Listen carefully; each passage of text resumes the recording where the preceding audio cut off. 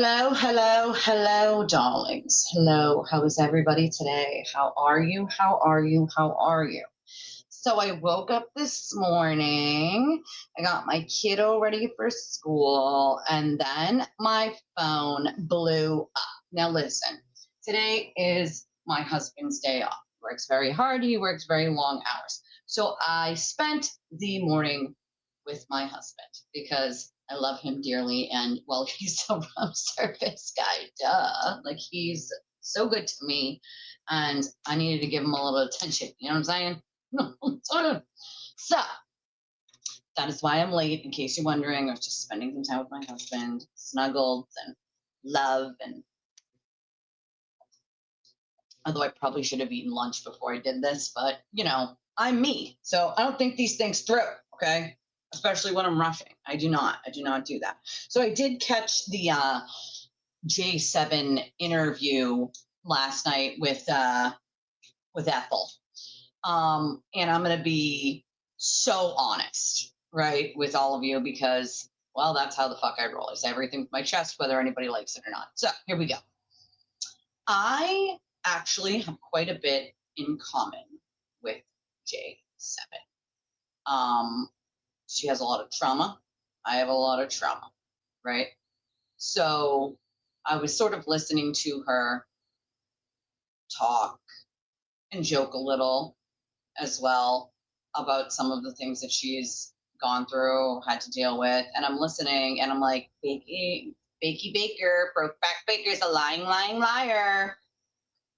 Like, are we going to sit here and act like that man wasn't sexting with like all sorts of women on the internet? And then he's just so traumatized that he can't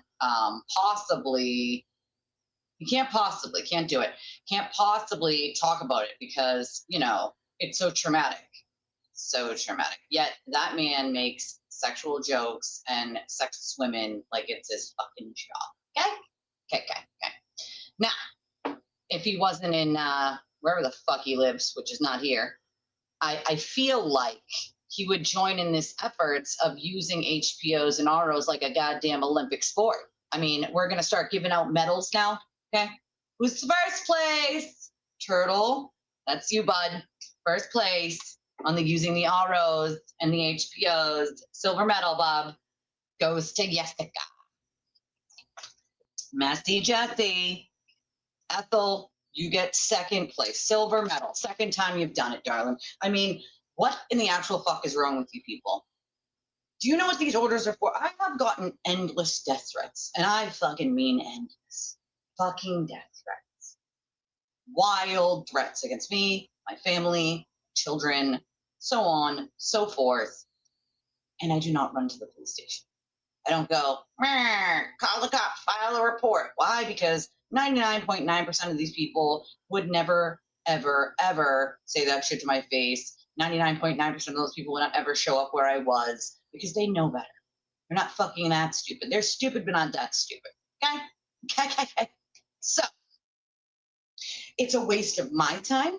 It's a waste of the system's time to try to figure out who's saying what under this fake account because and these are real threats, like real actual threats, not just like, Ethel, you suck.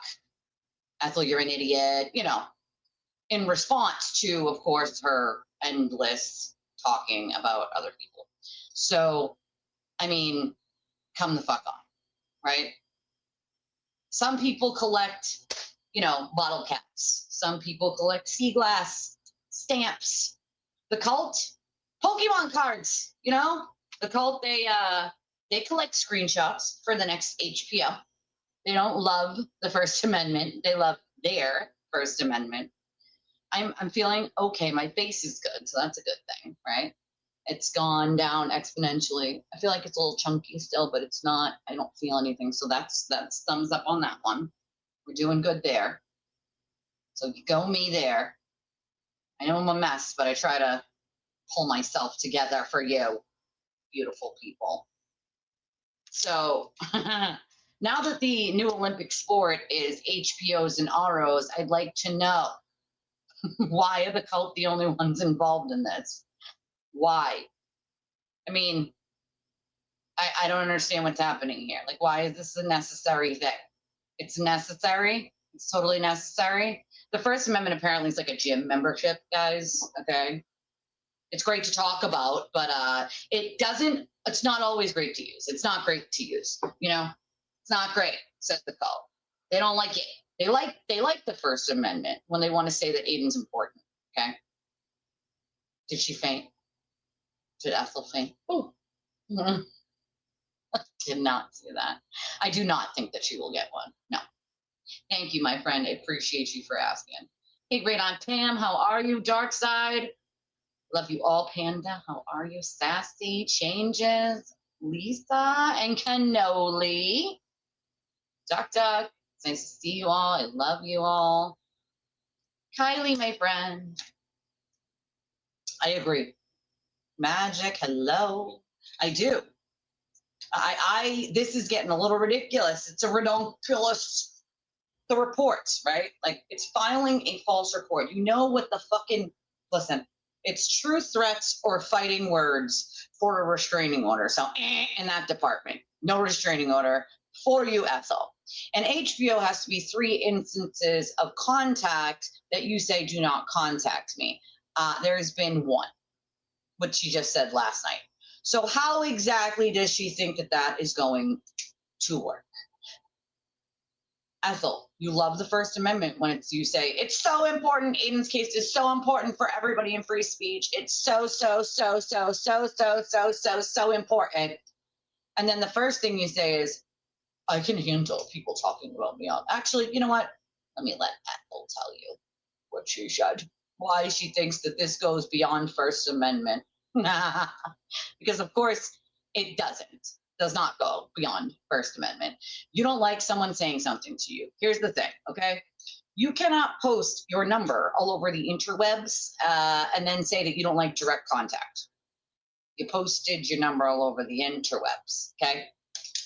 Is anyone in there? Hello? You give your address to the interwebs so that people will send you things. You give your phone number to the interwebs so people can tell you how amazing you are and awesome you are. So, so your ego can be stroked. You dox yourself, darling. Okay. You dox yourself because you need that kind of validation, right? Okay. You're saying that's what you do it for. Hey, Salty. Justice, nice to see you. Rose. You cannot then say, well, I don't like direct contact. You love direct contact when it benefits you, when people are sending you. Listen, I would love a personalized box from someone of all sorts of goodies, different snacks from different countries. Like, I would love that. That would be freaking amazing. I want to try different snacks from different countries. I want to unbox them and try them here with you guys. I might make weird faces on things I don't like, but it would be fun, right?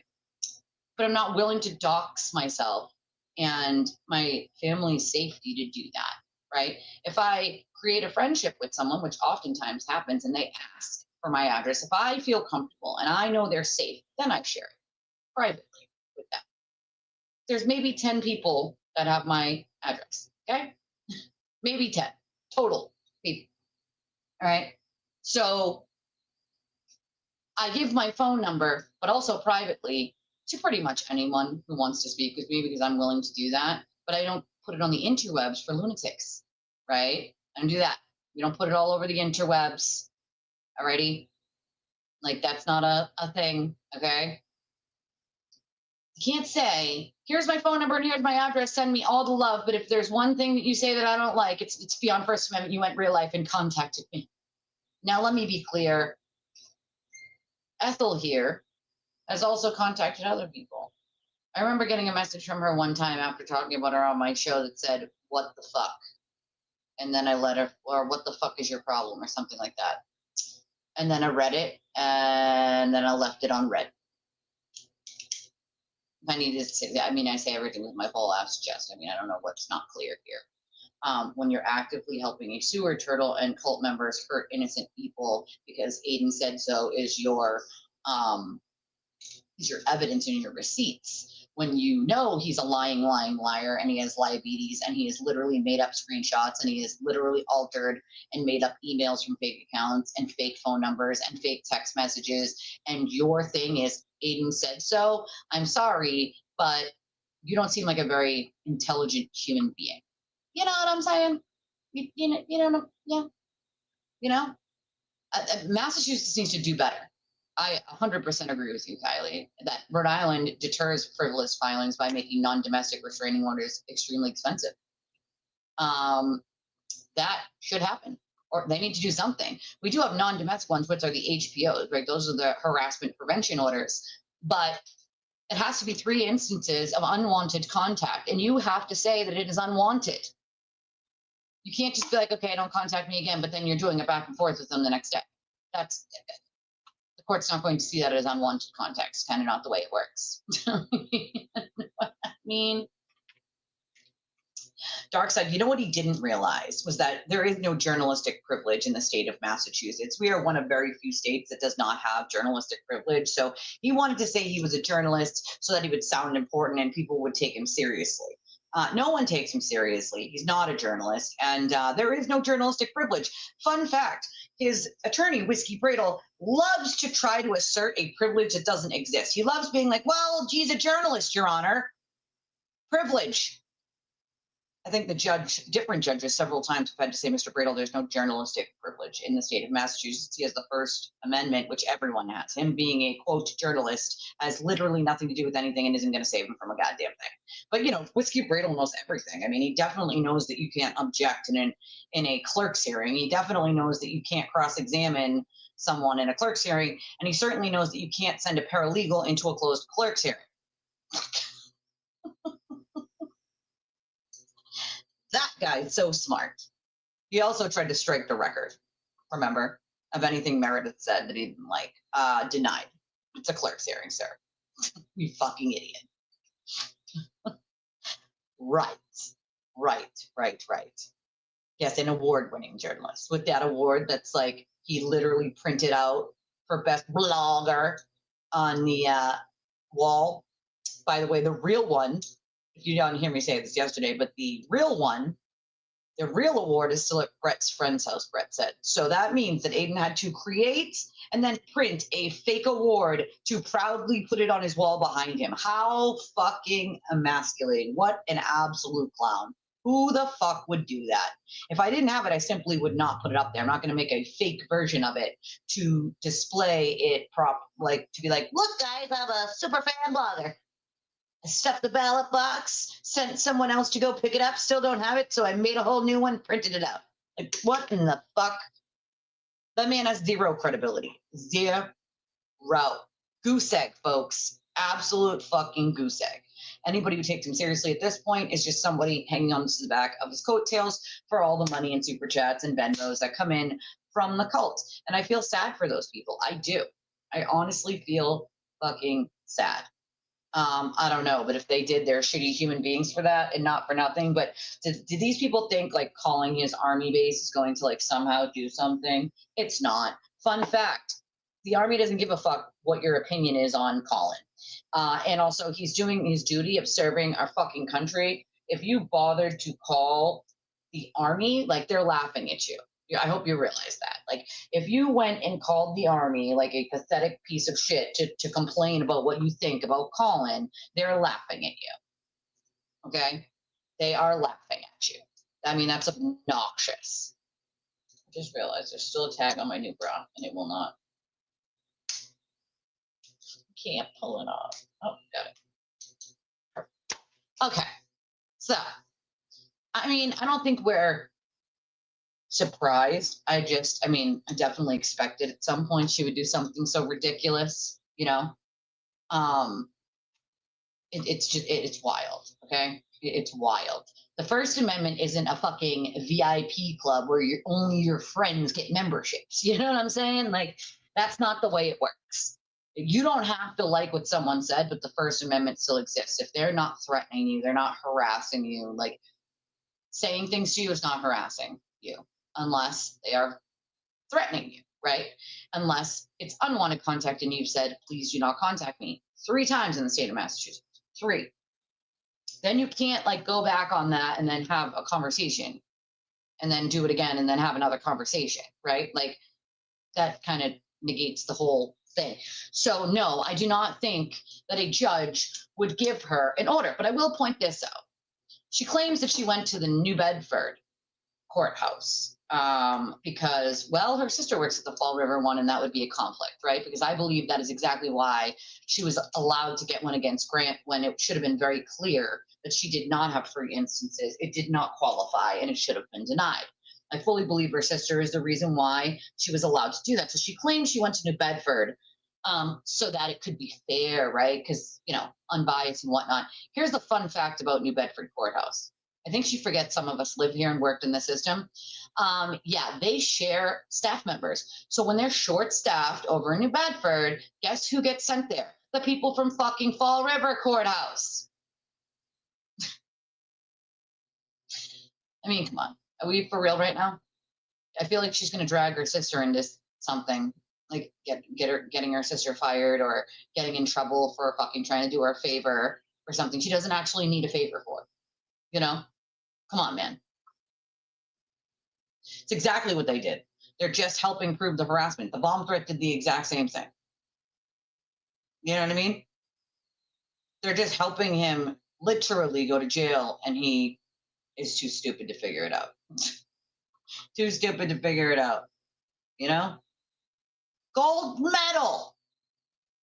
Most offended by opinions. She's got a gold medal. Oh, yeah, here's a fun one. I'm going to make this statement. Here's a fun one, right? So she made some weird statement. I got messages from you guys. I didn't hear this, but I didn't listen to whatever the fuck she said yesterday. And I didn't get any clips from anyone because I had my doctor's appointment. So fun fact, though. Apparently she said something along the lines of like, oh, I got some shit on Brian. Here's a fun fact for all of you. No, she doesn't. Okay? Ethel, gossip is not dirt. Okay? Gossip's not dirt, darling. Brian's life is extremely boring like mine, right? The man works, okay? Does his show, okay? And goes home. My life, super boring. Got my kids ready for school. I do my housewife stuff. I work. I do dinner, baths, homework. I do my wife stuff. Go to bed. Brian is single, but his life is pretty boring like mine, right? Sees his mom. He goes home. He works. He does his show. That's it. End of story. No ifs, ands, or buts about it. There is no dirt. She has no dirt on Brian. I honestly think she's got a little crush. What do you guys think? I think she literally is just obsessed with Brian. She cannot stop saying his name. She literally cannot stop talking about him. It's weird as fuck and kind of creepy, not gonna lie. It's weird. It's definitely weird, okay? Weird.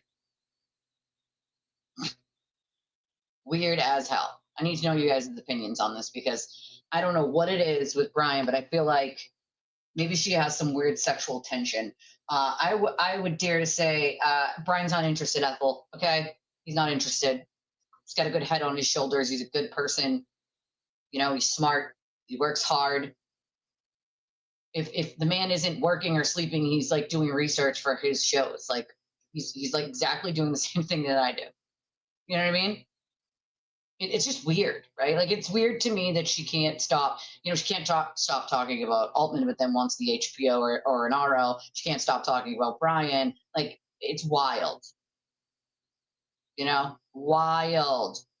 I do not. Yeah, no. I mean, it's not normal, guys, to go home and like plan drama, file restraining orders, create burners, plan trolling activities, call people and tell them to do the opposite of what I'm going to email them to do. You know, fun stuff like that. That's not normal. We don't do that. Oh, okay. You know, weird. Weird. Weird. I can tell you everyone has learned from this experience, Amber. Everyone. Literally everyone. Everyone on planet Earth who dealt with this entire thing has learned a lot. You know, everything. You kind of unfortunately sometimes have to learn on your own accord, right? And I think a lot of people did learn, like, Ian's a good manipulator and a good liar. Like, he just simply is, you know? He is a good manipulator and a good fucking liar. And he's good at playing victim. And he's good at making you think someone else is bad and did something bad to him. You know? Me too, girl. Me too. High five. Me freaking too. Me freaking too. What I think is wild is like HPOs and ROs are now a fucking Olympic sport, you know? And that's the thing, right? I think that Brian and Mike both have learned and grown, and I respect the fuck out of that. You know what I'm saying? Like, listen, we don't have to believe in the same thing on a trial, but learning from mistakes, growing. Like, if you're not always learning and growing, like you're stagnant. I think you learn and grow until the day you die. Honestly, I fully believe that, you know? I think she was jealous of Brian and his studio and the way he set it up and the way he was doing things. And, you know, I honestly believe it started in jealousy and maybe a little crush, because at this point, why do you still talk about the man? It's weird. It's weird as fuck, dude. He doesn't talk about her. He does not talk about her. He's just doing his own thing, doing his own shows, working his day job, you know? That's it. Like, why? Just why? I don't get it. It's weird. Like, it's weird as fuck, you know? I mean, you can trigger someone on the interwebs, but like, why still say the man's name if he does not even breathe near you? Like, what? I don't. It's weird as fuck, bro. It is weird as fuck, dude. Okay.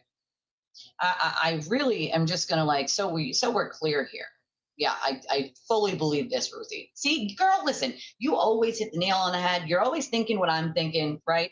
From my fucking head right out to your fingers, darling. Like you're always on the same path as me here. You know, that's why she thought she needed the studio right away. Fun fact: when you first start a YouTube channel, you don't need a fucking studio. Okay, this is my studio. I have an extra room. It's an office. It's a studio. It's also a playroom. It's also an arts and crafts room. It's also whatever the hell I want to use it for when I'm not working. Right? You know, weird.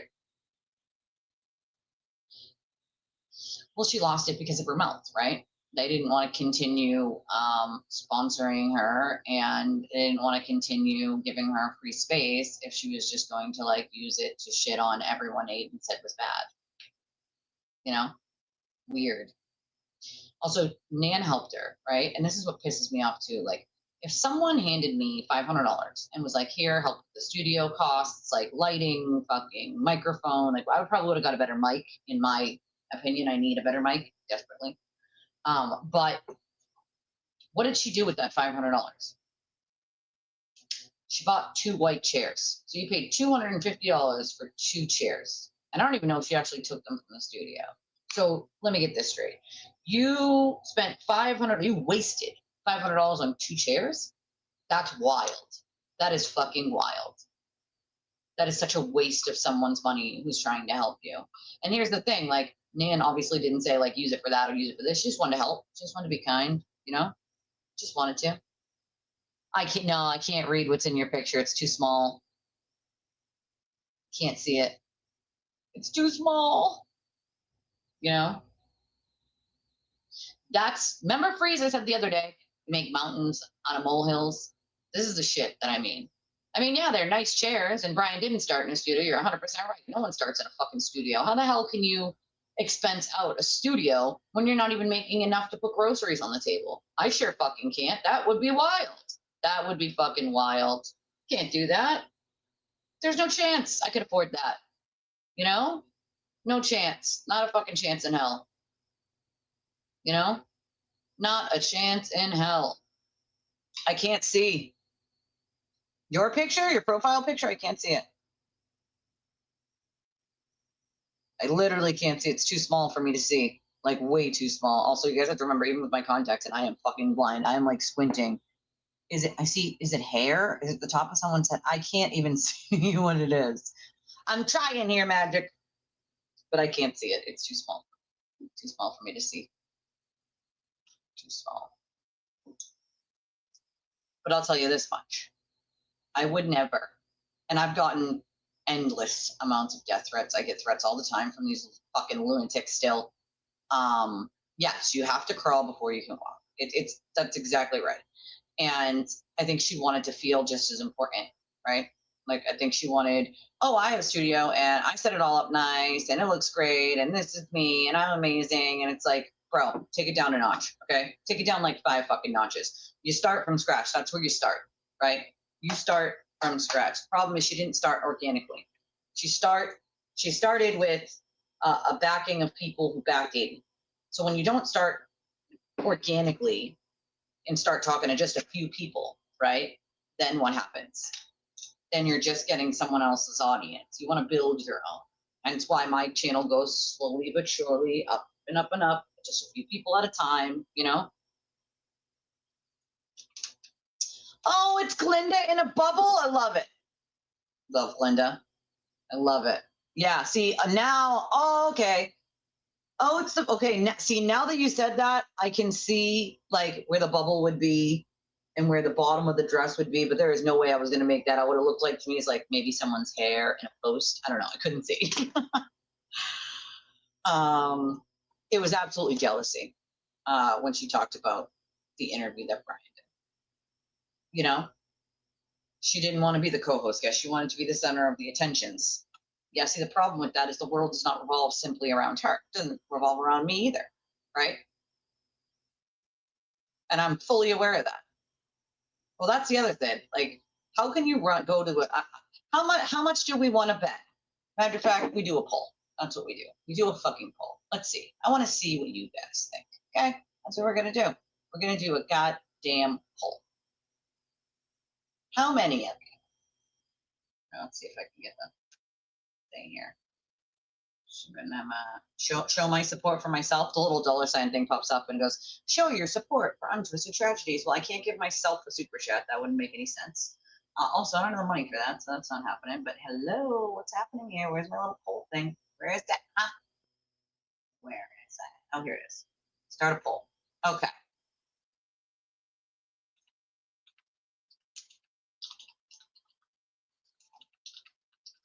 I mean, we're going to get the hearing. So, let's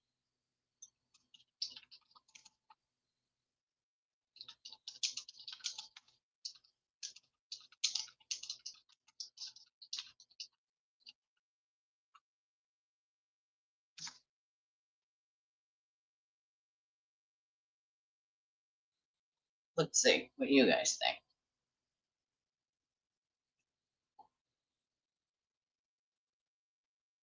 Right.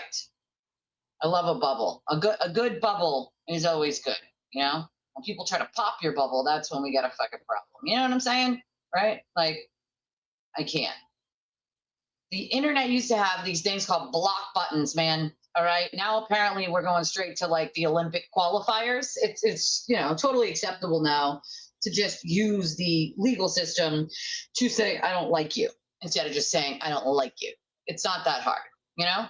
Imagine like treating a disagreement or someone you don't like a fucking natural disaster that requires emergency intervention. Because that's what we're doing right now. That's what she's doing. It's emergency intervention, your judgeness. Jen Altman said things I don't like. I responded. Then she said more things I don't like. Then I responded. Then she said more things I don't like. Your judgeness. This is an emergency. No. What's an emergency is the level of fucking insanity and stupidity that we have all over the interwebs. Jesus Christ. Jesus fucking Christ. Welcome to the great HPO and RO Olympics, folks, where free speech is celebrated, tolerated, or reported to a judgeness, depending entirely on who's doing the talking. Couldn't be more hypocritical at all. It's fucking wild. It's the wildest thing I have ever seen in my life. You know, like, what?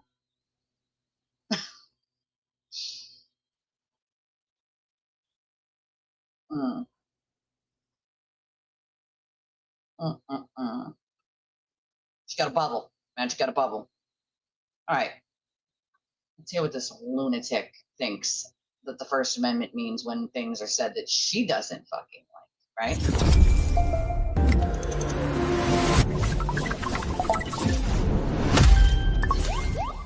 right?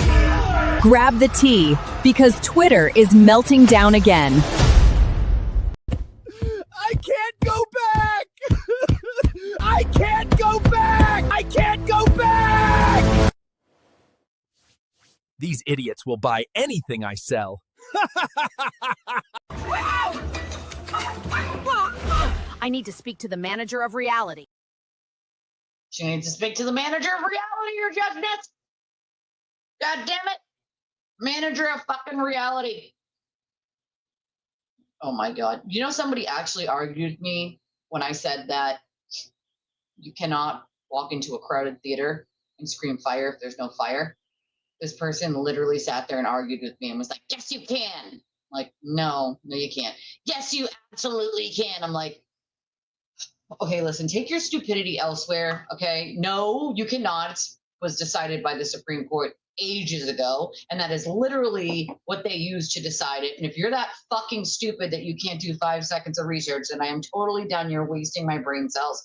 I'm losing them listening to you argue with me about something I'm 1,000% right about. And that, 99.9% of the world knows about that case. Okay. Like, are we for real right now? And shocker, guys, it was one of the cultists. So it's amazing to me, Rose, the shit that they will say. Proper manners are a threat to the First Amendment. What the fuck? Hi, Holly. Nice to see you. Ooh, good court news. Ohio Supreme Court has just denied Mackenzie Shrilla's appeal. Woot woot, bitches. That's fucking right. She doesn't need a goddamn appeal. She is where she belongs. Mackenzie Shrilla is where she belongs. Thank you, Holly. We appreciate that. Abso-freaking-lutely. Abso-freaking-lutely. My profile? You mean mine? Hello, Lorelai, darling.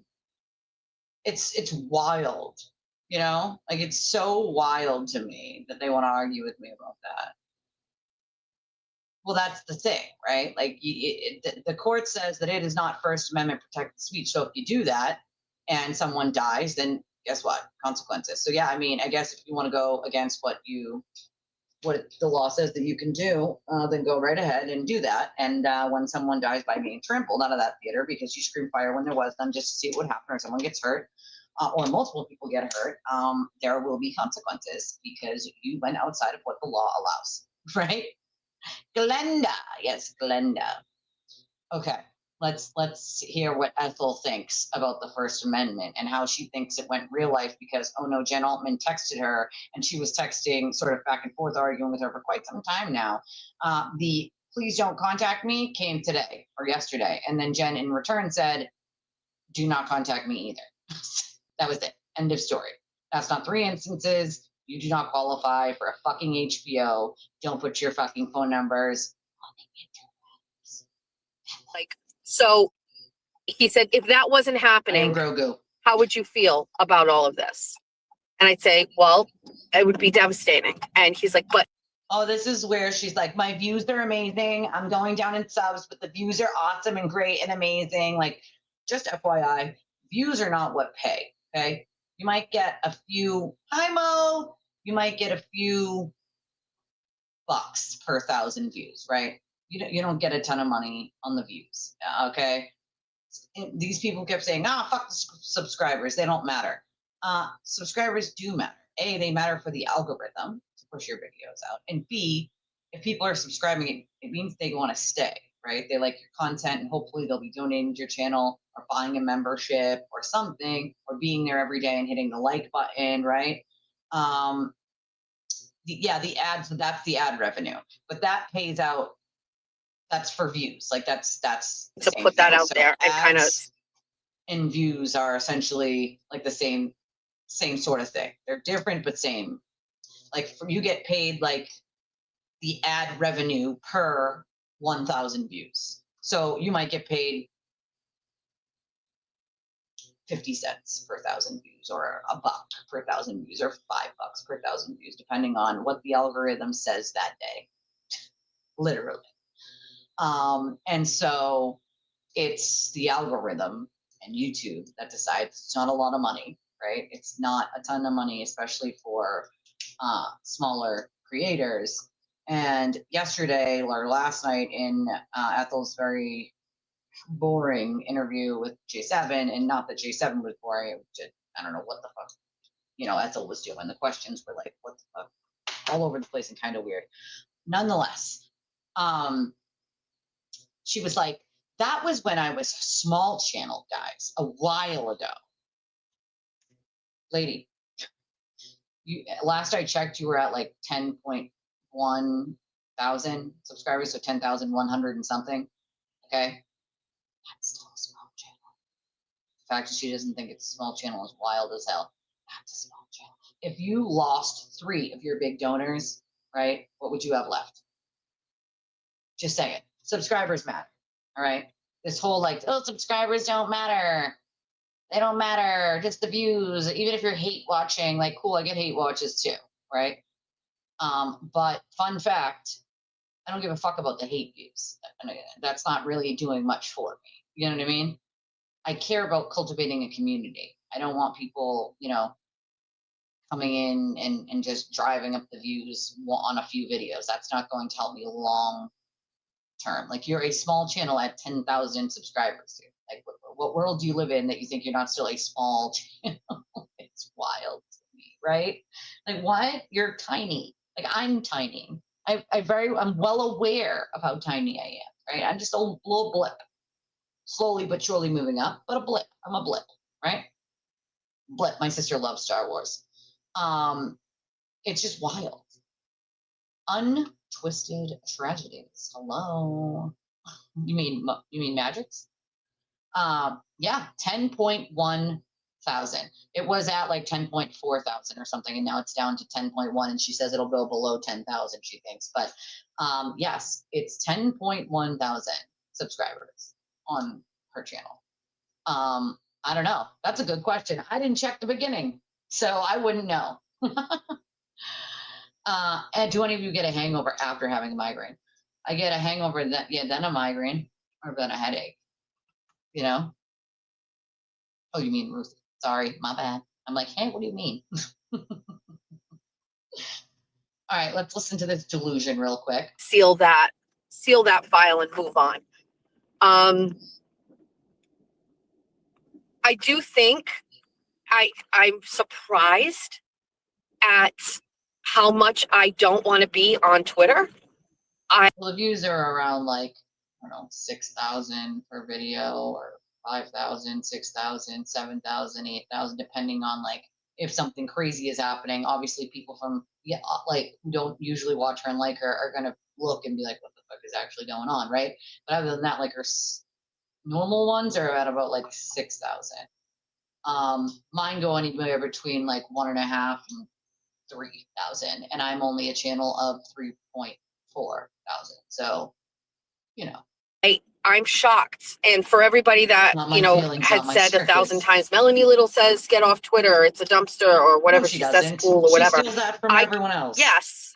Right? Yes, but I was on Twitter every day, and I built this crazy base. And I had somebody running my Twitter for me temporarily. Ew. And then I was like, I'm okay. I can get back to it. And then I was like, I'm getting off of here. And I'm surprised at how I have absolutely no, like, it's not even a desire. I don't even think of, I have not even once thought about reactivating. As a matter of fact, I set a reminder on my phone so that I can reactivate, because I've only got 30 days and then it'll be gone forever. So I set a reminder on my phone. I just don't know if I'll be back. It's bliss. It really is. This whole, I'm not going to be back to Twitter. I set a reminder so that I could get into it before the 30 days are up, and it's gone forever. And I built my base there, but I'm not going to come back. I'm just not going to do it. Like, once again, that's the manipulation kicking in. I might not go back to Twitter, guys. I might not do it. You guys are going to have to pay me. I want to make more money than any other month. We all want to make a little more than we have, right? The months before, right? You try to set that goal of like, make more than you did the month before on YouTube, at least. Like, you can see the numbers and you're like, all right, let me attempt to try to make a little bit more than what I made last month, right? But what she's essentially doing is like, if I made 10,000, I need to make 20. Like, yeah, see, my goal is not that crazy. You know what I mean? I want to make, my goal is always $100 more than what I made last month. And right now I'm about $220 from what I made last month for the full months. Wait, no, 200. So I'm about 200 from what I made last month. So my goal is 300 more before the end of the month, and we're at the 23rd. So I have about a week to hopefully make about $300 more via YouTube, not direct donations, via YouTube, because I always want to sort of beat that last month's amount, right? By $100. Not asking for much. It's my own personal goal. Try to beat it by at least $100 every month, right? Because it's not a lot. It's a few $100. I'm not in the thousands per month yet. Okay. It's about a social security check. That's about how much it is. Barely. Okay. 15-year Twitterversary. I love it. Me too. Twitter was so easy to like search things when Jack Dorsey ran it. Like I could search any word and all the tweets with it would pop up. Now it's all over the place. It won't show you tweets that have that word in it. It's fucking wild. It's out of control. Doesn't make any sense. Bring it back, you know? They can. They can. Also, you can watch it like this as a class so that everyone else doesn't have to give the view. It can just be one singular one. You know what I'm saying? Because it's... Or you can download it like I do. Out of sight, out of mind. Then the second phase of that is YouTube. And unless you're going on somebody's channel and you're watching their stuff, you don't really see it, right? Now, I do have people that are send me messages and say like this, and this, or whatever. I am grateful for that because I think it is important for me to pay attention to some stuff. But overall, I think I've been limiting like my exposure to negativity.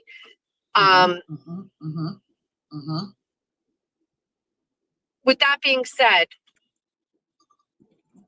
we aren't going to talk about money. We're not going to talk about views. But I am literally trending to have the biggest month I have ever had.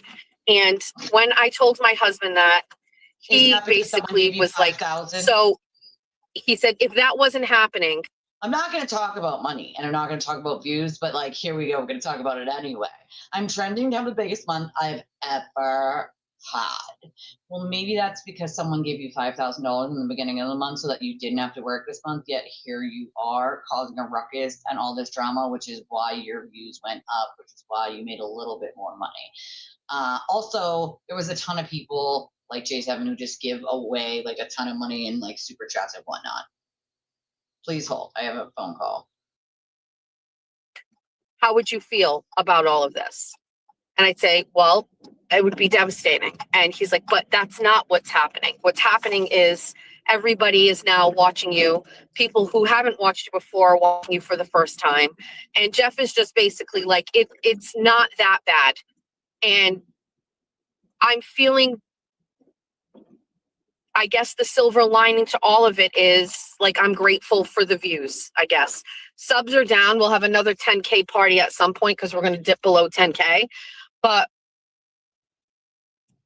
you know, I don't know. There's some crazy things and statements people are making about subs lately. Like they don't care and fuck subs. Aiden said it. Somebody else said it. And I'm going, I celebrate it because I think when you're out here, like, I'll never forget when I hit 10K, I bought those big blow up balloons, the number balloons. I bought those and because everybody does some sort of celebration when you hit a milestone, right? I did that and I never even put them on the screen. I was like, oh, this is, I don't know.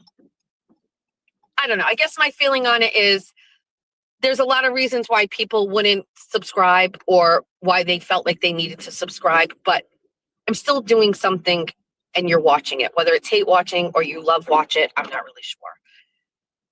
But thankfully, like all of those things are good. And that makes me happy that my family isn't going to be impacted by any of that negative stuff. But with that being said,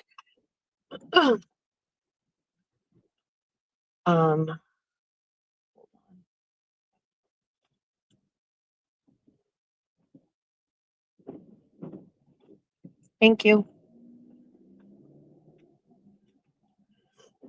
there are a couple of things that are impacting me in a negative way.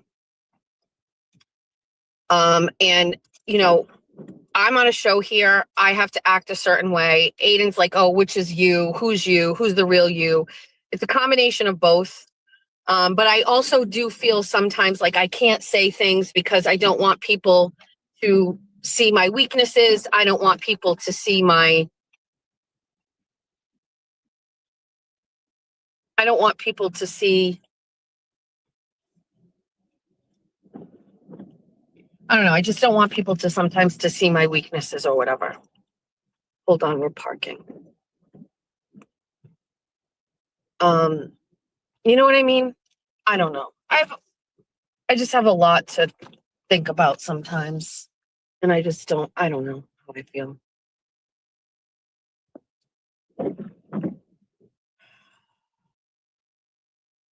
Can you give me a minute? I'm trying to navigate around here. I don't necessarily know.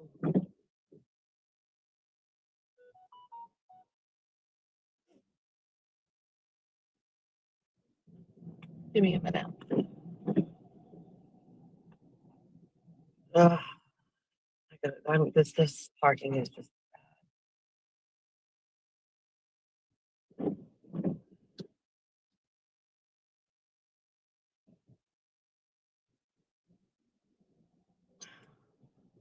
Jesus. And it's rainy. Caca. Go ahead, sir. You're good. Oh, is this a parking space? All right, we got a parallel park, Kings and Queens. Stand by. Pray for me.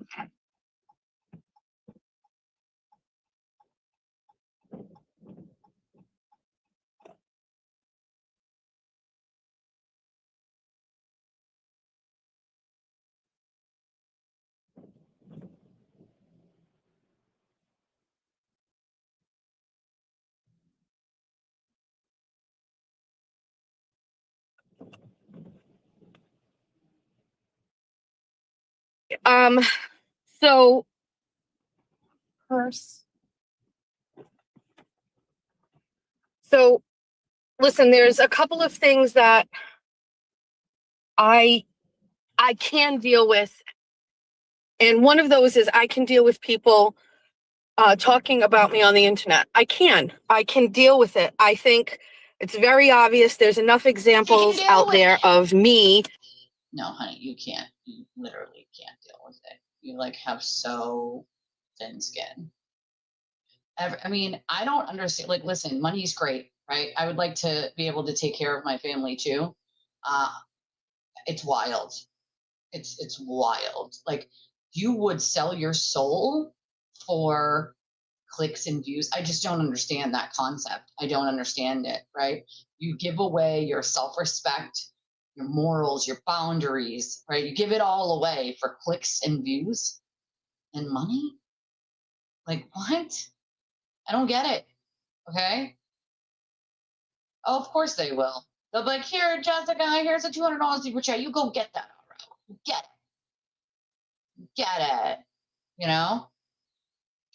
Well, I think that too. I feel like she creates this shit on purpose. Like, and she's said it on several times. Like, I know that if I do X, Y, or Z, it's going to create views. Like, it's all she cares about.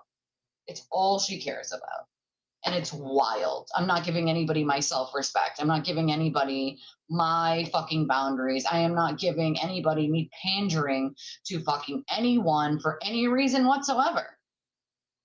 Any reason. Not a thing. Not going to do it. You know? It's wild to me. I don't get it. I just don't. Right? I mean, you don't want people to see your weaknesses. Too fucking late.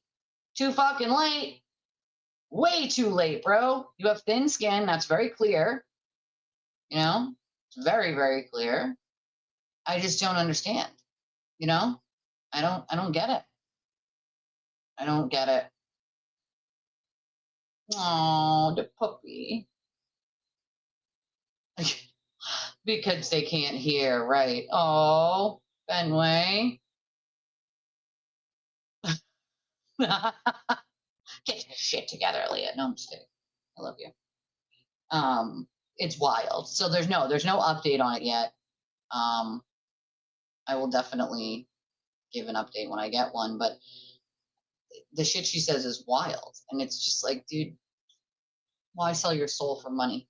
You know what I mean? Like, yes, we all want to be able to take care of our families and we would all love the views and but I am not going to do it in a way where I am like creating some sort of weird drama to make it fucking jump. Like, I'm not doing that. That's not happening.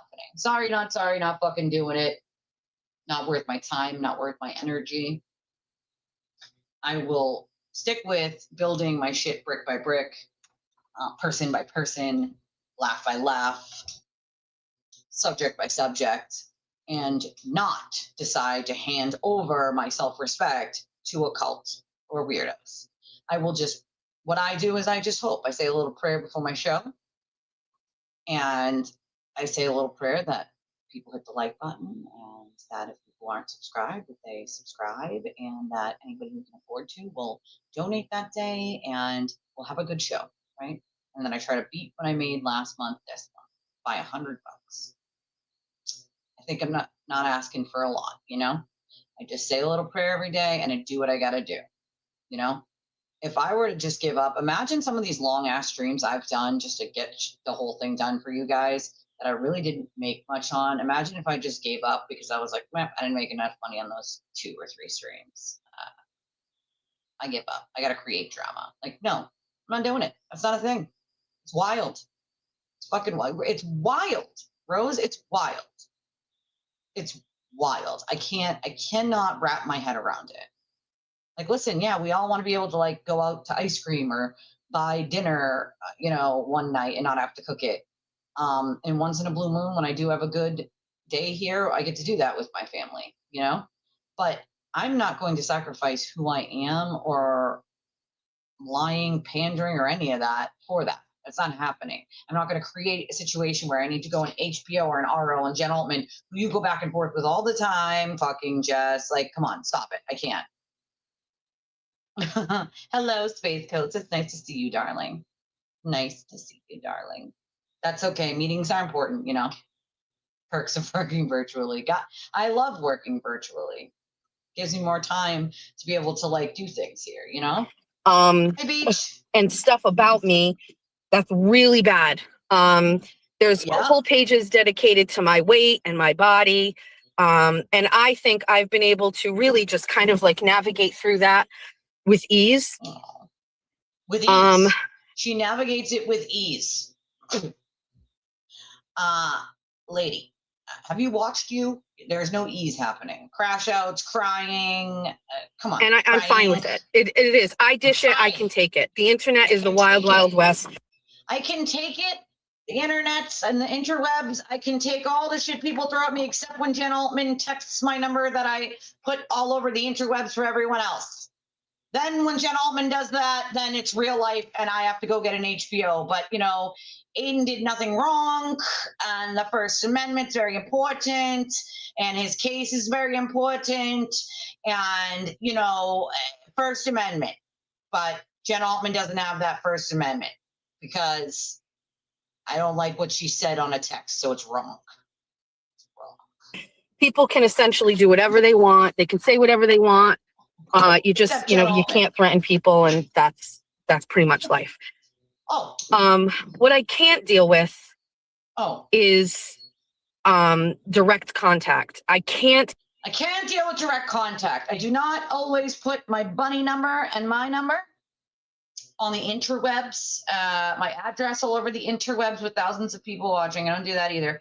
And I cannot deal with the direct contact from the people I don't like. I send it out to everyone to do it, but when someone I don't like gives criticism, the First Amendment stops there. Okay? You're all wrong. Wrong. I have no idea. I have the 24th written down for something. Well, that's the thing, right? She's the only one in a race. I'm guessing probably not. No, that's tomorrow. It's Wednesday. New Hampshire is Wednesday, the 24th.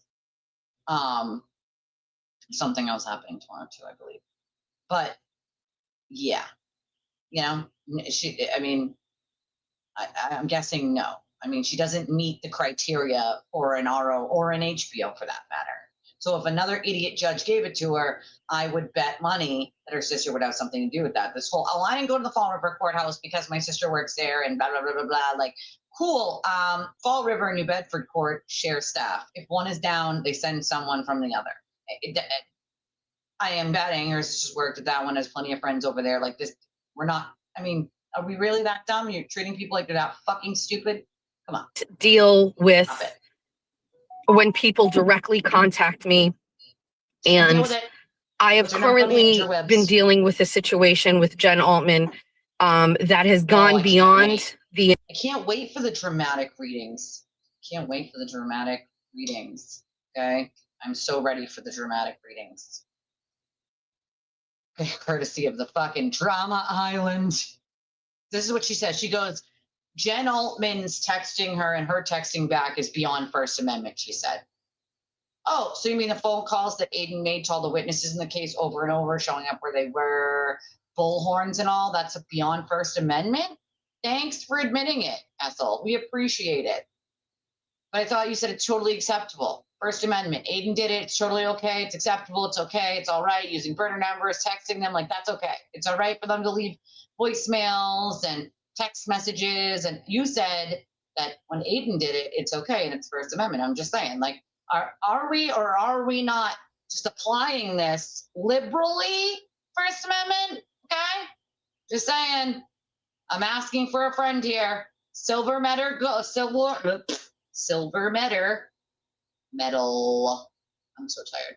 Silver medal goes to Ethel for the RO and HPO fucking Olympics. Okay, they're just chewing them up and spitting them out. What toy? Silver medal. Fastest sprint to the complaint department goes to Ethel. She needs to speak to the manager of reality. Okay. And I have currently been dealing with a situation with Jen Altman that has gone beyond the internet. Beyond First Amendment. It has gone beyond what I think would be considered like normal freedom of speech. Jen Altman.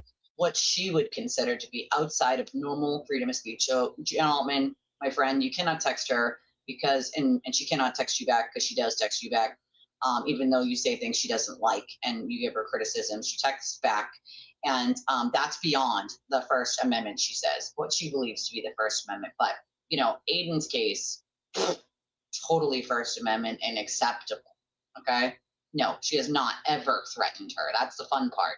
Like, dude, what world, mind you, she just texted Jen yesterday or last night and said, do not contact me. And Jen responded, do not contact me. We have that, by the way, in case anybody was wondering. We have those receipts. So I just find it funny. You give out your contact information all over the interwebs, but you don't like direct contact when it's criticism of you. And it goes beyond First Amendment, right? Oh, okay, got it. Make sure. Okay. I did hear that. She was like, that's not why I'm here. Ethel, I think J7 was right when she said you were there to fight the First Amendment. You've said that like a billion times, but now you're not here to fight the First Amendment because in your mind you thought like you needed to get an HPO or an RO and you knew that kind of those two things wouldn't mush well together. Got it. I could tell, Shan, by your profile picture that it was you, girl. Because it's still that beautiful pink ass. By the way, in case anybody was wondering, today is National Pink Day. Yes, it is. Yes, it is. It's National Pink Day today, June 23rd. My favorite color, okay? Yeah, I think you're wrong, Ethel. I don't think you're right. I think you're wrong. I think you're freaking wrong. I think you're wrong. You're wrong. Onward we go to the way that Ethel twists herself into a pretzel to do these Olympic level mental gymnastics to try to claim that this is outside of the First Amendment. Okay? Can and has said whatever she wants about me on the internet. I've never heard her threaten me. I have also said what I wanted about Jen Altman on the internet. I have never threatened her. Oh, okay. What so currently is happening with Jen Altman is contacting me directly and is and you're responding directly. See how that works? See, if it's unwanted contact, you have to say, please do not contact me. And that has to be done 3 separate times, 3 separate instances. 3, 1, 2, 3. You have to have 3, Ethel, 3. 1, 2, 3. Get out your rulers. You need 3 of those. Get out your pool noodles. You need 3 of those. 1 of these, 1 of these, and 1 of these. Okay? Okay. I don't know. It's like they're incapable. I do it all the time, right? It's not fucking hard. It's really not hard. Okay? Jessica supports free speech like I support dieting, you know? Right up until it's something I don't like. Then I'm like, I do not support this diet anymore. I would like a cookie, okay? Fuck this diet. I want a cookie, all right? Yeah, Jen wants her $2 Venmo back, please. Jess, Ethel, she would like her $2 on Venmo back, please. She's made that statement publicly. You know, she would like her donation back. Oh, because Ethel needs to create drama for views.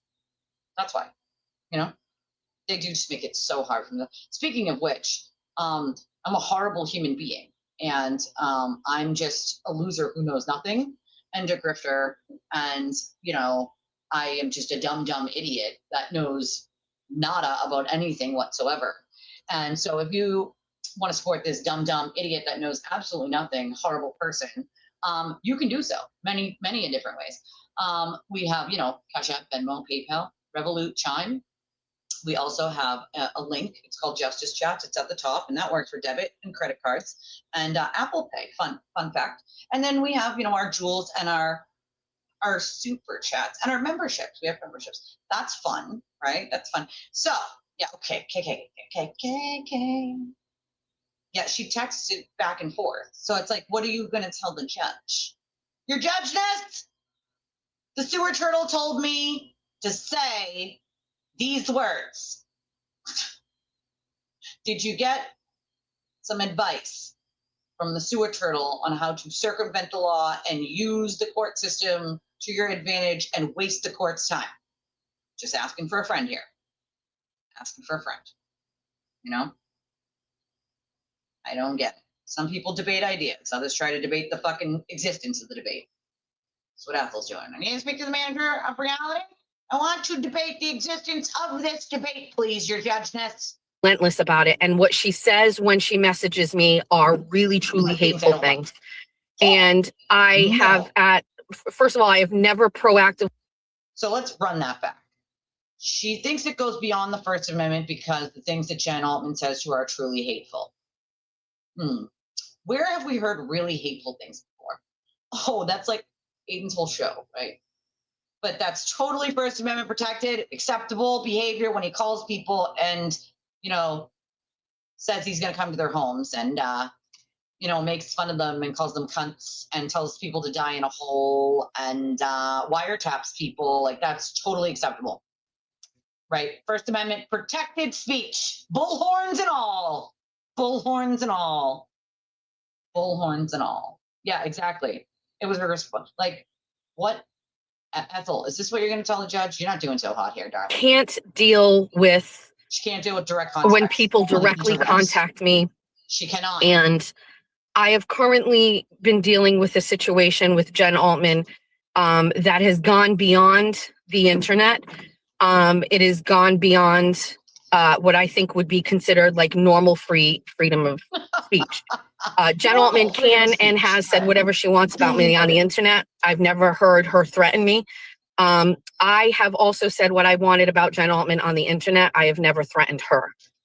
What currently is happening with Jen Altman is contacting me directly and is relentless about it. And what she says when she messages me are really, truly hateful things. And I have first of all, I have never proactively ever texted Jen Altman. What? She has texted me relentlessly. Yeah. Sometimes I will get mad and I will say, don't contact me. Sometimes I will banter back and forth with her. over the past no. week, I set up complete boundaries and told her not to contact me. She doesn't listen. You mean last I night? blocked her on my phone. She went to my other phone. When I blocked her on my other phone, then she emailed me. And then when I wasn't responding, she went to Venmo and she... Not for nothing, but who the fuck buys a second phone for a YouTube show? I mean, what do you like? We're just like putting those things that Aiden does in his pocket. Like Aiden needs like 3 or 4 phones for his YouTube show, so he can commit those wiretapping crimes, because that's so fun and stuff. Yeah, she bumped into Grant and then ran to the courthouse to get an RO that they then gave her with not 3 instances. Like, does she realize that could already get her sister in a lot of trouble if her sister did her a favor, which I'm guessing she very well did because she did not qualify for that at all.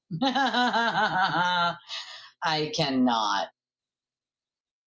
Yeah, it's amazing, right? Because she wanted to say something. See, this is where she doesn't tell the whole story, I wouldn't be to my husband. My husband would be like, I'm not dealing with that. I don't give a fuck what it's bringing in. I'm not, this is redonkulous. Absolutely fucking redonkulous. I can't handle direct contact. Anyway, here's my number, my address, my favorite coffee order, my GPS coordinates, where my children go to school, and look at the front of my house, everyone. Like, what? Some people hide from direct contact. Others apparently publish the trailer, show times, bring the popcorn, and the parking directions. It's totally acceptable and okay, It's weird. Yeah, but if you're responding, like if you're texting and it's someone you don't like and you're not like responding, then the person eventually gets the hint, right? Like if you're fucking going back and forth and then eventually you're engaging as well, like, well, that's on you for being a fucking idiot. Me either. But one phone's already hard enough. Never mind 3 or 4. You know what I'm saying? Fucking weird. No thanks. It's like putting your house keys on like a giant fucking neon sign. You should do pink today. Ethel, today's National Pink Day. So it's like putting your keys, your house keys, on like a giant pink neon sign and then being shocked that somebody knows like where the fucking door is. Like, are we for real right now? It's giving me like, don't look at me energy while putting your finger like that. I'm standing under a fucking spotlight. Don't look at me. Don't look at me. You're a judge nuts. Don't look at me, gentlemen. Don't look at me. Venmo'd me. And in the Venmo is leaving disparaging, hateful comments. Jen Altman was emailing me again last night at like 2:00 in the morning. Let's see. Hold on. In the morning. Multiple messages that I have already very clearly stated, leave me alone. I can handle the internet, but I choose to go on the internet. If I'm on the internet and I know there's vitriol there and hate, then that's okay. Ready? We got Jen Altman's doing the spaces. We're gonna check out the spaces. Spaces. We're gonna get in on spaces. Denied, bitch. She named it denied, bitch. Gotta love it. Gotta love it. All right, hold on, Ethel. We don't want to hear your stupid explanations anymore. We want to hear what Jen has to say about it being denied, bitch. Obviously want to get her affidavit and see what she was right, alleged. of course. So could dispute it, but I was like, I want it anyway, so I asked for it. I want to see it anyways because I'm going to make that my profile picture. And no, I just wrote like, can you tell me whether it was denied or was it granted so that I can prepare for a 2-party hearing? And she just wrote back, complaint denied. Bitch. Shocker! Complaint denied. Good. Denied. I requested then on FTR. I requested the audio, so Oh, good. We can have we can live play it on a space when we get it. Anybody that supports Jessica Machado, and I know there's some anonymous listeners in here right now, and you're listening, you should be ashamed of yourself for encouraging her to do this. So yeah, stupid. so I just got another email of Jess Walsh reporting another one of my posts on my main account that got it locked. So Jess Walsh, keep it up. You can get a 5-part series about you that'll come up on Google about you. So Jessica Walsh Insurance Agency fraud stalker. So we can go there. Keep it up. Keep it up, bitch. If it's going to be on, you don't like it on Twitter? You're going to love it when it's on Substack that comes up when anytime they Google Jessica Walsh Insurance Agent and see everything, all your cringe sex with Baker, everything you've done. So keep it up. Keep reporting my tweets. No. You went after my work first. You contacted my work for months. You psycho stalker warthog. So I love when you call her a warthog. I laugh I every can time. credit Pat Ford gave her that nickname first. So She looks like one. she looks like a fucking warthog. Her eyes, like last night when I was driving, like I was listening to their Another Spaces. thing, and Jessica Walsh takes off her eyes, and Robert. she Nice has to the see you. eyes like a possum. Have you ever seen a possum? Like they're so ugly and they have that like stringy hair and these little beady eyes. That's what. Yeah, and you know what she got me on? It was her own tweet where she's, and this is great. This is in March. She goes, she's talking about me. She's commenting on a Purple Kool-Aid post, and she's saying, he says, "Let her die," and she goes, Yes. knives are in the kitchen. Slice up, not across. It's how Then we we'll know know you're you're serious. serious. So she's encouraging me to off myself as this is March 8th, as she's like threatening that No to good. Baker. Like the timeline now is like clear. She was also pretending to be suicidal to Baker. Maybe she was like trying to scare him with making that. No good. That's what they message to do, me. you know. That's what they What do. a Aiden psycho. Carney, he wraps. Not okay. Aiden Carney wraps cords around his neck when Leah Jaduso Wasn't didn't want to have Jack, she anything likes to do with him. possums. Wanted to walk out in like the traffic when possums. Lindsay Gattani didn't want to have anything to do with him. How many times did he say to you that his life was not worth living without you in it? Yeah, I mean, he's like, I don't come want to on. live without you. I'm just gonna do you and Julie a favor. Like, But what I was going to say, because I don't have a long time for this space because I have Yeah. stuff to do and I want to prepare more for tomorrow. But I just want to say to anybody that's in this space, I'm going to give like all you Jessica supporters that I know are listening anonymously. Go ahead. I'm going to give you a chance to like screen record, swipe down, or I'll leave this up. You should be ashamed of yourself. This woman has sat on her platform every fucking day since September, beginning of October, and talked about me. There isn't one show, maybe one, where Jessica has not brought up my name. She's talked about my son. She's talked about my stepkids. She's talked about my husband. She's talked about my job. She's come after me every fucking day. And because I listen, I did send her the same message to every contact. So like her 2 phones, her email, and the Venmos were done afterwards. That was the last thing I did. I mean, that was the first thing I did, not the last thing I did. It was the first. She got it messed up. she can block you on Venmo too. Yep, she can block on Venmo. And You can. and I sent the same message to all of them because I wanted to make sure that she saw it on all of them that I was right. You know, I needed to put that in. And that's it. And you know, she's a public person. She's put out her phone numbers, her email, her Venmo. She asks people to contact her. And when they do, and she doesn't like it, she'll say, "Don't contact me." And then she runs to a court. Weird. She's using the courts for all you free speech, First Amendment fucktards who support Aiden Carney and Jessica Machado and all these people that are talking about free speech. And you should be able to do what you want. The fact that she even spent her day at a courthouse today because I sent her a text is just that did not threaten her. I've posted them all. Did not threaten her. Did not say I'm showing up at your house, your work, you're bothering your kids. Like no threats at all. Jessica Machado. So when she gets mad at you, bunnies, like if you do something and she gets mad at you, just remember that she can decide at the spin of a hat that she doesn't want you to message. Uh-oh.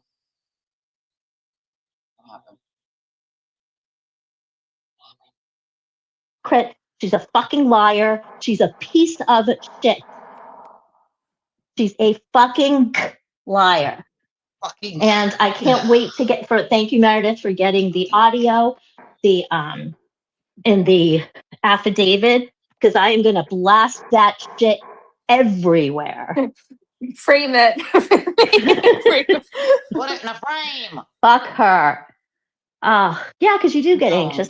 You know me. I was talking to Meredith this morning. And I'm like, I know, and I told you, I was like, let's just focus on like tomorrow. I was like, look, I was like, if in some world she's like lying and she gets a temper, I was like, I'll help you prepare. I have so much stuff. Like I just searched my phone for her, like her face, like you can search by people, and I pulled up those 2 clips really quickly where she's like, suck my dick. And I would have played that. I mean, she was going to stand in front of a judge while I played that she's telling me to suck her dick. We're always going to talk about Jen Altman's vagina. She called me using her stupid Cartman voice. She talks about me all the time. Does she really? Like, that one's tomorrow. I've only gotten one restraining order on somebody in my entire life, and it was Steve Cody. My abuser. And I knew that I had everything because he threatened my life and my family's life, and he showed up to my, or not showed up to my house, but he sent things to my home and all that. But it took a lot for me to get that. Believe me, my husband wanted me to try and get an order on David Carney, and I said no, because he's never threatened me like physically, even though he had. I didn't want the. He was getting headache. close to you. He was, with, like, yeah, your he job was and everything. If there was more with your job and everything, I think he was on the line. He was definitely on the line of getting one, but I would never do that. Like, I would never go and try to abuse a court. And that's exactly what Jessica Machado did. It's exactly what Marie Carvalho is doing. And if you support that, then you're just a piece of shit. And, you know, you're just a piece of shit. It's wild. Yeah. Really, it's wild. They all are. She must be so embarrassed. That's probably why there's been no big announcement. I can't wait till her 24 and 24 tomorrow. Isn't she doing a stream tonight too? Didn't she say that I think so. She said she was doing one every night. Hopefully not with Warthog again. If everybody can go just report some of Warthog's posts, I'd appreciate it. Since she decided to get my main Twitter account locked for a week. Yeah, Tommy CPU. I'm gonna start as soon as we're done with tomorrow. I'm writing the Substack on her. There's so much content with her. There can be every post of mine that gets reported. There's 2 now. There will be another part on Substack. So keep it up. I love how organized you are and how good you're at. Because me, I just, you know me, I'm like so bad. I just delete everything. But you like, because if I delete it, it doesn't exist, and then I need it, and I'm like, fuck. No, I got a new phone too. I needed more storage. I was like running out of storage because like the older phones, they only have like 128 gigabytes was what it has. But now like the new ones, it's like you can get like I got an iPhone 17 Pro Max and it was like 500 gigabytes. So now I have like so much free storage, so I don't have to delete like photos or anything. It's great. They have to sell you. All right, I got to run. I got things to do. Thank you everybody for the people that support me and Meredith. We appreciate you so much. And, you know, my bosom buddy there, as Marie likes to call her. I know. I have that tweet like sitting in my packet right now in front of me with that. Like, you go and get a restraining order. You're really scared. What do you do the next day? You go on Twitter, announce it, brag it, and ask if the bosom buddies have been served yet. That's weird. The judge is going to be really impressed with this behavior. Just as impressed as she'll be, or he or she will be when they hear the clip of her just less than a week ago, drunk on a space saying, "I'm fucking coming for you, Jen Altman and Meredith. You guys are assholes. You want to fucking play? Like, we might walk out of there with orders. Yeah. We might walk out of there with orders on her tomorrow. with everything I have, to be honest. She may be, the judge may look at her and tell her to get a little help. She might be committed. She might be committed. She might walk out of there with a straitjacket and some fuzzy handcuffs. You never know. She might like the fuzzy handcuff. Oh, okay. Well, they ended it right away like that. Okay, cool. Well, it was denied. The Sparkle Rabbit one does not happen until tomorrow, and I have no doubt that one will also be denied because, well, she's started calling she called Jen's job, in taking her marching orders from a sewer turtle. So, I mean, I don't know what these people think. Right? Do y'all think that you can just walk into a court, lie to a judge's face? There has to be a fucking 2-party hearing. Even if you get them to give you a temp order, there has to be a 2-party hearing. So the other side gets to present evidence and show them that you are playing fuck with the court system. If you are also engaging in this shit, like don't expect to get an order on someone. Okay? Right? Like, I don't know why she would even waste her time showing up. Like, she's going to look like a buffoon and a clown and it's going to be denied. And I mean, you're wasting everyone's time. And then people can actually, like, sue you for time lost and do all those things. Like, they can do that, they can do that. It's weird as fuck, weird as fuck. You know what, Domino's? You can go fuck yourself. How about that? Like, I swear to God, my phone listens to me. It knows that I'm hungry or something. Like, get this tech shit out of my old ass phone because it sends me this text message, right? Can you see it? No, you can't. You kind of can. It sends me a text message that's like, Elisa, Domino's best deal ever is back. Build the pizza made exclusively for your appetite. Like, fuck you, Domino's. I do have an appetite. I would love pizza right now. Go fuck yourself, okay? You're just mean. You're just rubbing it in my face, Domino's. Like, you can't have pizza right now. So, fuck you. We're just going to send you text messages about how you should have pizza. Well, go fuck your mother, Domino's, okay? I want the transcript too. Like, I want the transcript. How late can she cancel it? Well, I mean, she could call the court today and say she doesn't want to do it, but I highly doubt she will. I don't think she's smart enough to realize that she's going to look like an idiot. I know I got the clips. We have clips, okay? We got clips. We have clips of last night. We have a new Muppet Man video. You know, a Muppet Man video. Right? Let's improv cold reads for comedic purposes. Well, you know, that's okay. We're gonna have a whole read. You know, Leah's gonna play Sparkly and it's gonna be a whole read of transcripts. It's gonna be funsies. I really didn't want this to happen. It breaks my heart, my dear friend Jess. You all heard me try to save her. I really tried. I did my best. But the way he pulled it off, I don't think Jess even saw it coming. This to happen. Breaks my heart, my dear friend Jess. Thank you. You all heard me try to save her. I really tried. I did my best. You know damn well I can't control the glare. You saw yourself as petty stream. I'm facing 1,000 years in jail now. All I've asked is we be a team. There's only one that's hurting here. One goddamn one. Let me be clear. We're all human from time to time. There'll be some friction, but never forget. It's all about me. I'm the victim.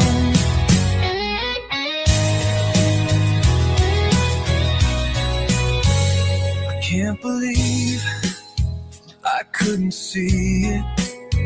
Guess you were alright. What you said about Jess, did I mention I'm facing 2,000 years in prison? Now my best friend has TBD. There's only one that's hurting here.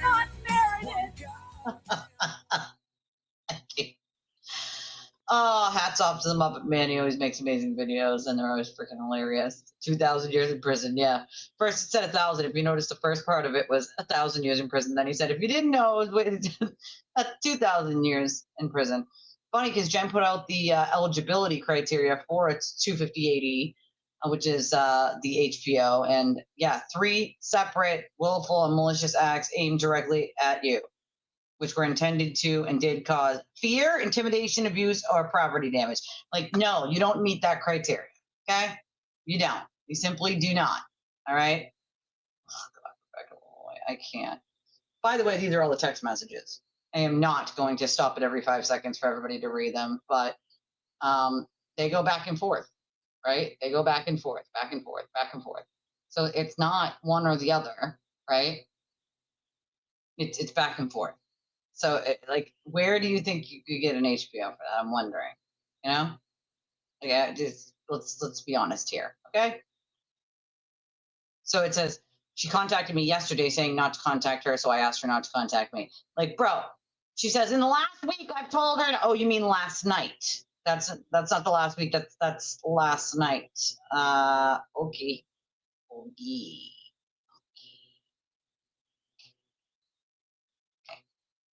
This one was from 2 hours ago, and Jen said, remember when a certain YouTube creator got on her show after she had been harassing me for months and picked up the phone and called me, and then she left me a message in her Cartman voice on her YouTube show where she encourages thousands of people to come after me. I remember, and I have it saved. So it's like, what did you think was going to happen, Ethel?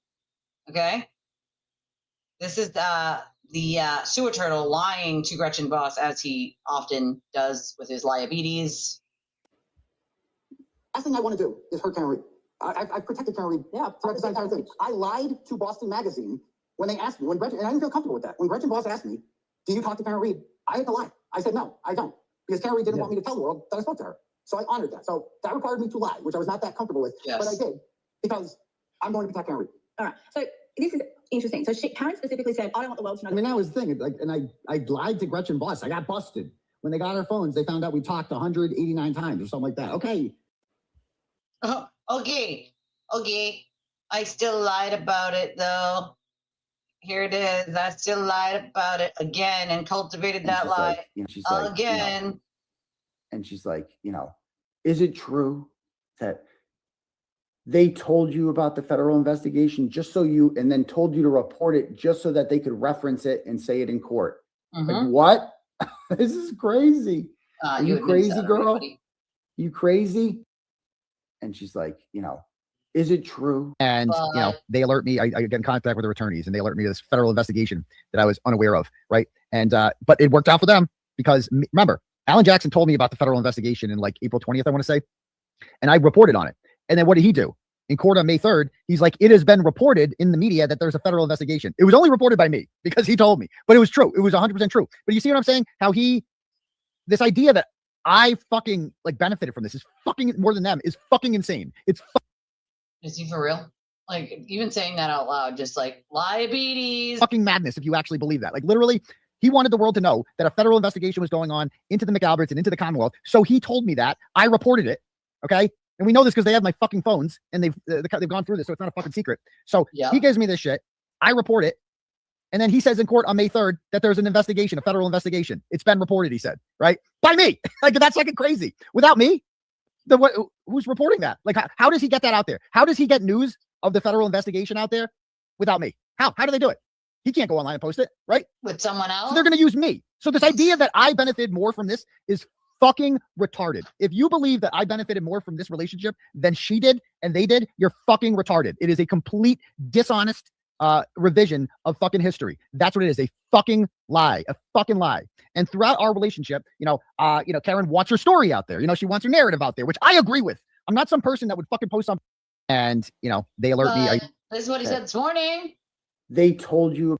This is what he said this morning, though. And she's like, is it true that they told you about the federal investigation and then told you to report it just so that they could reference it and say it in court? Like, what? Yeah. This is crazy. True. Are you crazy, girl? You crazy? He can't help but to forget that he outed himself already when he was angry. And, well, the liabilities, it's incurable. You can't quite help itself, This is something, though, Magic, I reported on a long time ago, several times. They used him. He's not too dumb. He knows, but he's always self-snitching, Of course he did. Of course he fucking did. He benefited greatly. He bought a fucking house. He has money in the bank, right? He's grifting his legal defense to subsidize his life, all right? Like, come on. Oh, see, she's not even likable, in my opinion. I'm not going to lie to you guys. I find J7 more likable than Ethel, and I'll tell you why. And it's because there are certain things that I heard her talk about last night that I've also been through, right? I lost my dad. She lost her dad. Her dad was a little older, obviously, and I lost mine to suicide. But, like, that's a tough, pill to swallow, right? Like, she talked about some real life stuff, right? Like, in why she might have been upset about something and why she did what she did, which I found to be actually honest, right? I actually found her to be giving true answers to what probably didn't make her look great. You know what I mean? We laugh a lot here. Yeah, we do. We laugh a lot. We do. We wow. Another guy. All right, what else we got? Oh, that's an unfiltered picture of Filter Little. That's an unfiltered picture. It was an interview with Gretchen Voss that happened for Boston Magazine way back. Way back. Way back like car seats. They go way back like car seats. Oh, God. What is this? What do we got here? Okay, let's see. Okay. Apparently, Filter Little thinks that the Canton PD had anything to do with Aiden's arrest. You're an idiot. He was arrested by the state police, darling. The Canton PD has nothing to do with his arrest or his charges. You fucking buffoon. When the first article dropped, we were like, what the fuck is this? Like, what is Turtle? What is a Turtle Boy? Like, what is that thing? Like, so when we first found out about it, it was kind of like, unfortunately, it was about my son and my brother, and I'm like, what the fuck? Like, this isn't real life. This can't be real life. Well, it's not a big deal. It'll just blow over. Like, this is. You thought it would. You thought it would just blow over. You thought it would just blow over. You thought you could threaten people to. He didn't threaten anyone, Mel. You get your facts all fucked up. Shut them up. You thought you could just put Aiden Carney in jail for 60 days and that would. Ma'am. All right, let me clear this up for you, Mel. Okay, let me clear it up for you. Okay. Aiden went to jail for 60 days because he couldn't keep his dick in his pants. So he went to jail for going to his ex-girlfriend's house, threatening her and her children, at wiretapping and pushing her onto a couch to take those notes, which, by the way, he has admitted to all of that himself. I'm confused. What you're confused about? Wait, she said that? Yeah, I cannot get down with anybody telling anybody that. That is not okay. You cannot tell people to. That's not. Nope. Not get down with that shit. Absolutely not. Yeah, why? What, can someone tell me why she does that? Like, bro, do you buy these hats just don't fit your head and they look all crazy? Like, why? I'm not understanding. I don't get it. I don't get it. Yeah, if I had to choose, you know what I mean? Like, if I had to choose, absolutely, they shouldn't feel shame in protecting a source at all. I could argue my hurts, but I'm far too stoned for any of that. Here's the thing. Okay, Boston Magazine. It's under. You might not be able to find it under Gretchen's name, but look for Boston Magazine, and then search like Turtle Boy, and maybe you'll be able to find them that way. You'll be able to see Gretchen's name probably at the bottom of the articles, but they're there. You should be able to find them on Google. See you later, Beach. But yeah, what are we doing here? What are we doing? You know, like, what are we doing here? Oh, listen, all my Patriot stuff is fading, and I'm like, I guess I need a new, because I'm a huge Patriots fan. I live here. Hello. And I have, like blankies and earrings, and my hat was gone long ago. I need a new one, but I prefer a snapback. Snapbacks and tattoos. Doing that interview with Gretchen, didn't see that one coming. I think he has no content, so he's got to like figure it out, Yeah, Shelly the turtle. We like Shelly though. We like real turtles, right? Leah got peed on by a real turtle almost. We like real turtles. We just don't like fake ones that pretend, that have diabetes. We don't like those ones, we don't like those ones. But what the hell are you talking about, Filter Little? What are you talking about? Aiden put himself in jail, honey. You think the Alberts or McCabe's had anything to do with him going to jail? No, darling. That was Lindsay. That was the thing he did at Lindsay's. That's why he went to jail. So, like, I think you're confused, Mel. You listen too much to the sewer turtle told you so. You got peed on at the golf course, too? Well, God damn it, Leah. You're just getting peed on everywhere. Just pissing all over you. It's better to be pissed off than pissed on. You know what I'm saying? Jesus Christ. Shut him up because you did that. Nope. Nope, they didn't do that. Sorry, ma'am. You are wrong. Wrong. They did not do that. He did that to himself when he went to Lindsay's When house. your people did that. Nope. Didn't happen. Sorry. I'm going to point out again. at the Canton Select Board is the boss of the Canton Police Department. Canton Police Department didn't arrest him, you dumb bitch. It was the state police. So they called the shots on what the Canton Police Department could do. And the Canton Police Department didn't arrest him, you dumb. Darling, the Canton PD didn't arrest him. Okay? All the exaggerated facial expressions in the world won't change that fact. Ugh. Do your research, Mel. All right? Fix your filter. Jesus Christ. Did do. Set up Aiden Carney after his indictment in August of 2023. And oh, yeah, he was so set up. He was so set up. Everybody forced him to go to Lindsay's house, threaten her and her kids, try to grab the notes, push her onto a couch, tell her to throw her phone in a river, tell her not to testify. Yep. Everyone made him do that, right? They held the gun to his head and told him to do it now or else. Ma'am. Where's the setup? Where's the setup? Who made him go there? His attorney told him not to go there. Karen Reed told him not to go there. Where's the fucking setup? I would like to know. Where? She went to the police of her own accord. Nobody came to her and said, hey, Lindsay, we need you. She called them. Just FYI, Mel, in case you didn't know, that's what happened. So where's the fucking setup? Where? Ooh, actually, listen, Nunya, I'm not going to lie. Mickey D sounds delicious right now. Because I'm just hangry. I'm hangry. That's why. Focus, Elise. Focus. Focus. Okay. I don't know what the fuck she's talking about. She doesn't know what the fuck she's talking about. Lady, this is when you do research, right? You don't just say shit because the sewer turtle said so. Like, do you have no brain cells left in that noggin of yours that you don't figure out how to figure out where to get the information yourself, right? Where's the setup? Notice he's not saying that anymore, by the way. Hey, Mel. He's not arguing that he didn't do the things, right? He's arguing it's First Amendment protected. Maybe you missed that note. You missed that notice where his attorneys, stood up in court and said, hey, we're not arguing he didn't do these things. We're saying it's First Amendment protected. Yeah. Maybe you missed the part where, no one ran to Lindsay's house and said, hey, can we charge Aiden Carney and will you help us?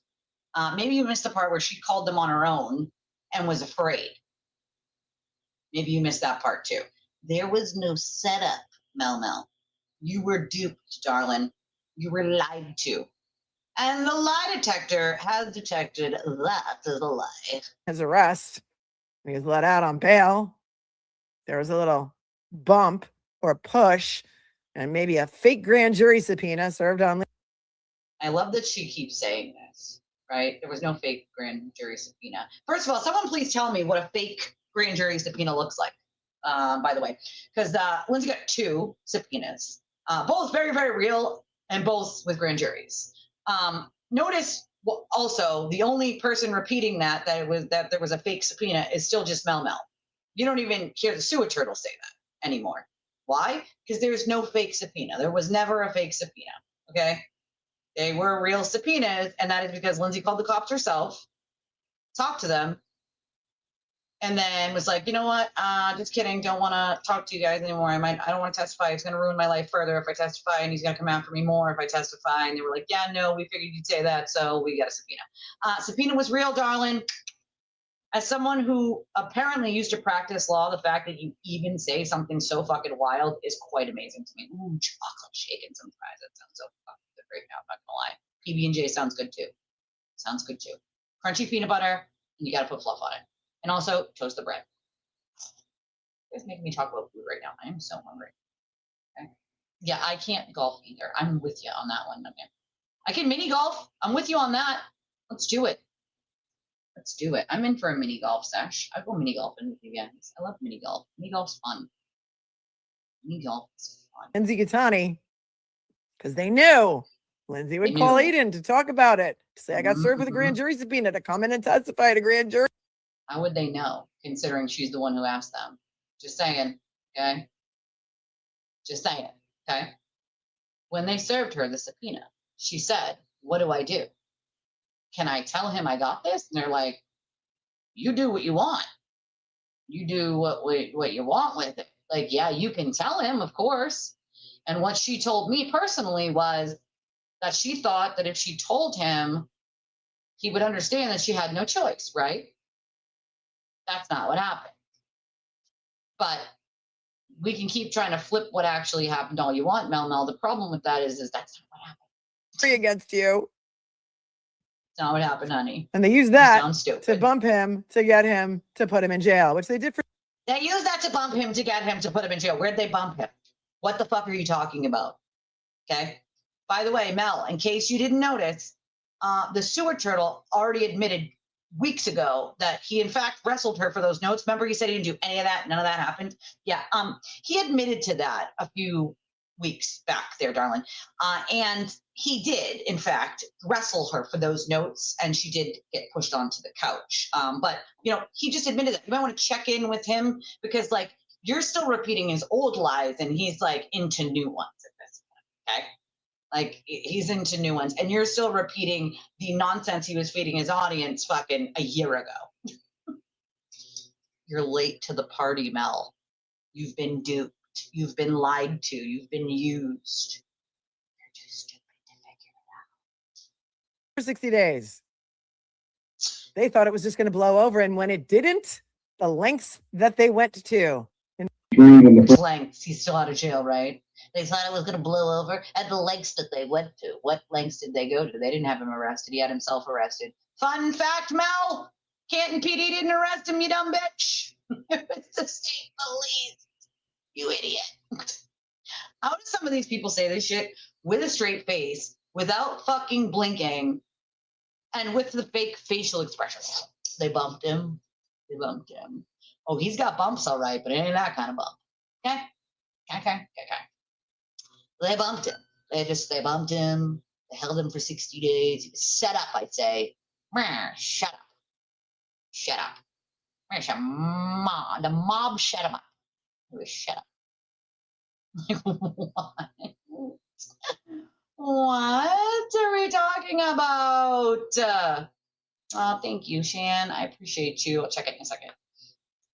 Like, what the fuck are you saying, Mel? Like, oh, she's batshit nutty. Mel has the problem, okay? I don't know, it's weird. The facial expressions are wild. I know, I'm sorry. Melvin's gotta go. Sorry, Mel. Sorry, Melvin. Gotta go. My friend Nan is here. She doesn't want to see your ugly mug. All right? Your mug piece. Your freaking mug piece.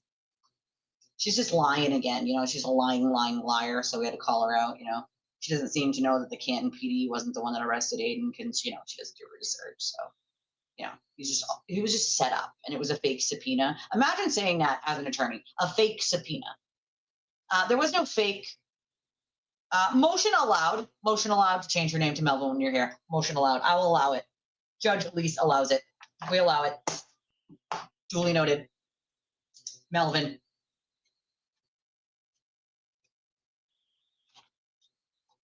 You've now officially changed Filter Little's name to Melvin. I will allow it. Thank you, Shan. Shan sends $25. It says, thanks for having a great chat. Thank you for being in my great chat. Appreciate you, Shan. Appreciate you. Thank you so much. Thank you so much. Appreciate you. Man, by the time they finish with the civil fight recon, I believe is 8 weeks. Well, yeah. Well, see, that's the thing. Like, the military isn't going to just hand them over to fly back up. That's not going to happen. Like, it's just not going to happen. The military and the Department of Defense is going to tell the judge to go fuck himself. He doesn't have jurisdiction, and it's a civil case, so you're just going to have to fucking wait. And they have an automatic 90-day stopper for people in the military that will stop it for 90 days anyway. So, hey, there's a clip I didn't see yesterday, okay? And I think it's amazing, and we should play it. Carly made it because Carly makes amazing clips, and, it shits on the sewer turtle because he's a lying liar. So let's watch it. Crying. Which is literally supposed to make everybody feel bad for you when you do that. And then the substance of the conversation is lost then because a grown up is crying.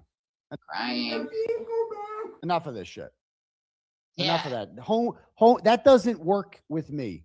Homie, don't play that. Homie, don't play that. Period. I don't give. Of course, it's always emotional manipulation. Emotional manipulation. It 1000% is. And then all of a sudden, no one's talking about the issue at fucking hand. Right? Well, don't do the crying. To be fair, I offered to go. With me, don't fucking cry. I have highly zero tolerance for crying. None from fucking grown-ups. Zero. Zero. Period. Done. None at all. Don't fucking cry to me. That doesn't fucking work on me. Period. Might work on other people. Because I've been around criers. I've been around too many fucking criers. And I'm not doing the crying shit. He's not doing it. Yeah. Okay. Okay, sure. Can you please go? I can't go back. Can you please go? I can't go back. Like that kind of crying, you're just not gonna tolerate it. He's not going to accept crying. Okay? Doesn't Val live in like New York or something? I don't even think she lives here. I mean, if they do go, they're just gonna look like idiots and buffoons, right? Like, do they think they're gonna get up and talk to the judge? Your judgeness! Because none of them know how to address a judge. They wouldn't know that it's Your Honor. Your judgeness! We do not like gentlemen, and everything is Meredith's fault. We stand with sparkly balls. Your judgeness. We're gonna need you to give us this order so that we can scream into the void of the interwebs about it. Okay? We're gonna need your judgeness to give it to us now. All right? Is he crying again? Every time my husband hears me play the clip, he says the same thing. Is he crying again? Is he doing that thing again? Is he? I don't know. Is he fucking doing it again? Doing it again. By the way, I did in fact make a tweet. Okay, in case you guys didn't see this one, I did make a tweet this morning because I found it really disgusting that Ethel decided she wanted to use the system to play her fuck games. Yeah, me neither. I mean, I said I would go. Obviously, I will be in support of anybody dealing with a cult and people using the court system. I would be happy to go for anyone. But I would never go like on my own accord for stupid reasons. You know what I'm saying? Like, no. Nope. Oh, absolutely the next domino. Absolutely. Yep. All of it. All of it's going to be leaked because that's who those people are. They cannot keep anything to themselves or off the interwebs, you know? All the love for Nan. I love it.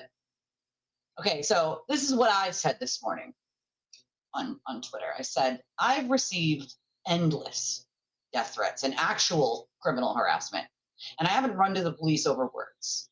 Meanwhile, Ethel has apparently activated the Turtle Protocol and is running to court over speech. Ethel, darling, grow some thicker skin. Are you going to tell the judge that you voluntarily plaster your address and phone number all over the internet so strangers can send you gifts, text you, call you, and shower you with attention? If you're inviting public interaction when it's flattering, it's a little strange to suddenly claim words are unbearable when they're critical. The hypocrisy is almost impressive. The same crowd that screams, "It's the First Amendment!" every time their favorite sewer turtle gets himself into trouble suddenly believes speech should be silenced the second it's directed at them. For the record, his legal issues are his own, not some magical First Amendment crusade. Okay? I said, so which is it? Is speech sacred, or is it only sacred when you agree with it? You can't spend years defending harsh speech and then sprint to the courthouse because someone said something you didn't like. That's not standing on principle. That's wanting two different sets of rules. Ethel, maybe spend less time measuring Jameson's pool noodles, rulers, and betteros, and more time developing some resilience. You dish it out nonstop. You spread rumors, speculate endlessly, and obsess over Brian like he's a full-time hobby. Seriously, if you say his name anymore, people are going to think you have a crush. Brian goes to work, goes home, and spends time with the people he cares about. That's exactly the scandal of the century. The funniest part? This group insists words are protected speech when they're saying them. But the second someone responds, it's, call the police, get a restraining order. Apparently, the First Amendment only exists until someone's feelings get bruised. You can't have it both ways. If words are protected, then they're protected for everyone, not just for the Sewer Turtle fan club. I've never seen a group so eager to waste court and police resources trying to silence opinions they don't like while claiming they're the champions of free speech. I say what I think with my whole chest. I don't hide behind anyone else. If you believe in free speech, then live by it, even when the speech isn't flattering. If criticism is too much to handle, social media probably isn't the place for you. Thanks for coming to my TED Talk. That was my TED Talk this morning, in case any of you missed it. Yeah, he's a lying liar.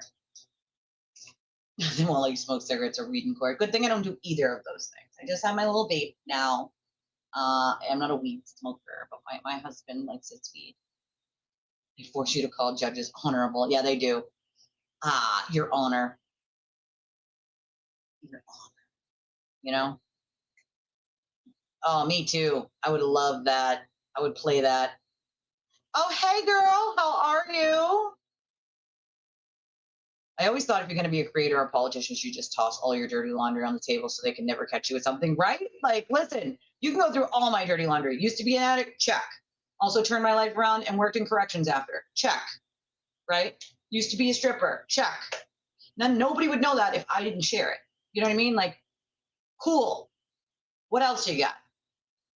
Call me ugly and I laugh. I mean, let's be honest here. That's just a lie. Okay? Listen, I'm not Ethel. I'm not like, I'm amazing and awesome and all those things all the time. I'm human. I'm a beautiful disaster. Okay? But one thing I do know is I am not an ugly girl. So when they say that shit, I just have to laugh. Literally laugh. Like, come on, stop it. I used to be a dancer. Like, are we really gonna, like, come on, stop it with the madness, really? Okay? Take him on like 5 notches. Dry night pads. He does. He pees. I'm telling you, it was pee. It was wet. It was pee. All right? Well, see, I always say this. Like, if you just say I fucked up and I probably shouldn't have done that or said that, like, people would be like, good for you. We can respect that. I can respect that. I can respect somebody. Do you know how many people came to me after Aiden's fucking tanty about me, full of bullshit lies because I wouldn't lie for him when he couldn't keep his dick in his pants, and apologized a lot. And still to this day, right? People still do. I respect the hell out of someone who can be like, I said some really awful things about you. I fell in line with a cult. Now I'm starting to realize, like, he just is an endless lying liar, right? He can't help himself. And it made me think about all the things he's done to other people and how all of the other people, including you, say the same thing. Like, he did the same thing over and over. He's a one-trick fucking pony. And so I want to apologize. I'm really sorry for that.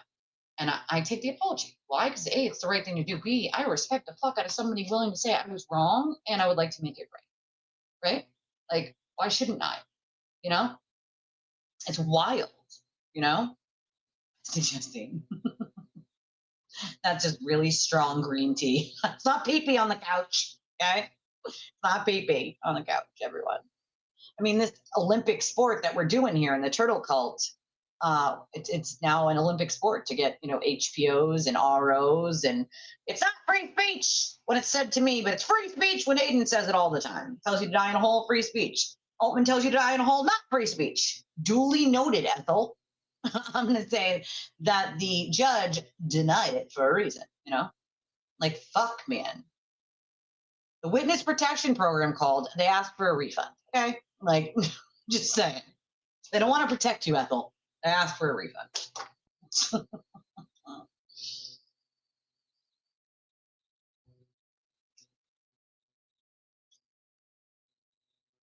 Oh, thank you. Right? Call Judge Judy or Jerry. Jerry. Some people like lock the front door at their houses, so people don't break in. A stranger doesn't walk in drunk. Like other people who we may not name, named Ethel, just put the address on a fucking parade float and run that bitch down Main Street. Like, what the fuck? Someone comes knocking at your door and like, how do you find where I live? How do you find where I live? Judge Judy is really mean. Apparently, I'm mean too, Nanya. I was told yesterday I'm mean. I'm a meanie face poopy head. I'm a meaner. I'm a meaner. Yeah, I mean, if they're willing to apologize, I'm willing to take it, right? Like, we all make mistakes. People can be easily influenced. It's about understanding that that's what happened, right? Like, again, I had an abuser once upon a time, right? Coercive control is a real thing. Manipulation is a real fucking thing. And I recognize that. Allowing people to make amends is the right thing to do. We're not fucking perfect, right? We're not. I'm a beautiful fucking disaster, okay? A beautiful disaster. Listen, being forgiving has its benefits and it also has its pitfalls, right? Some people think that they will take my kindness for weakness, but they find out very, very quickly that that's not going to work out for them. You know, I'm willing to talk to pretty much anyone and hear anyone out. But, you know, there are sacred things like my family, my husband, my children. Like, you come for those fucking things and you can't expect to get a nice lease. Now, I am nice 99.99999% of the time. You want to see the mean me, bring something like that up. And I will be the worst person you've ever met in your entire life. Come for my family and expect a fucking mama bear.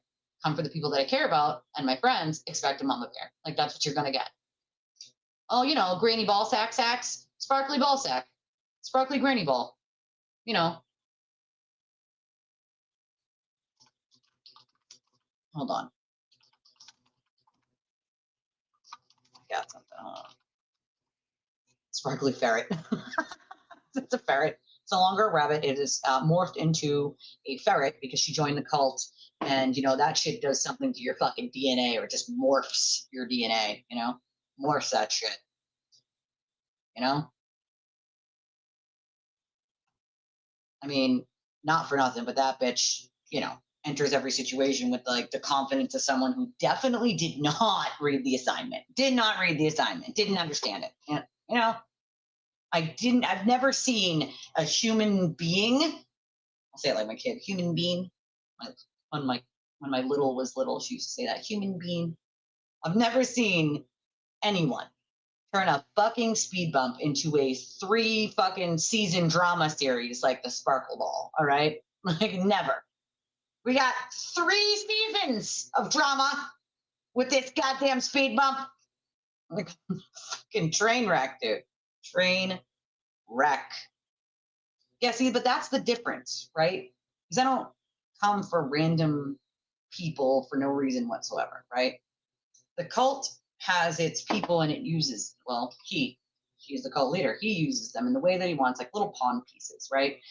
Make Sparkly go over here, act stupid and not pretend that she, you know, didn't understand something, right? Use Jess to like let some dirt on some people when you don't like them by like venting to her a little about something someone did that pissed you off, right?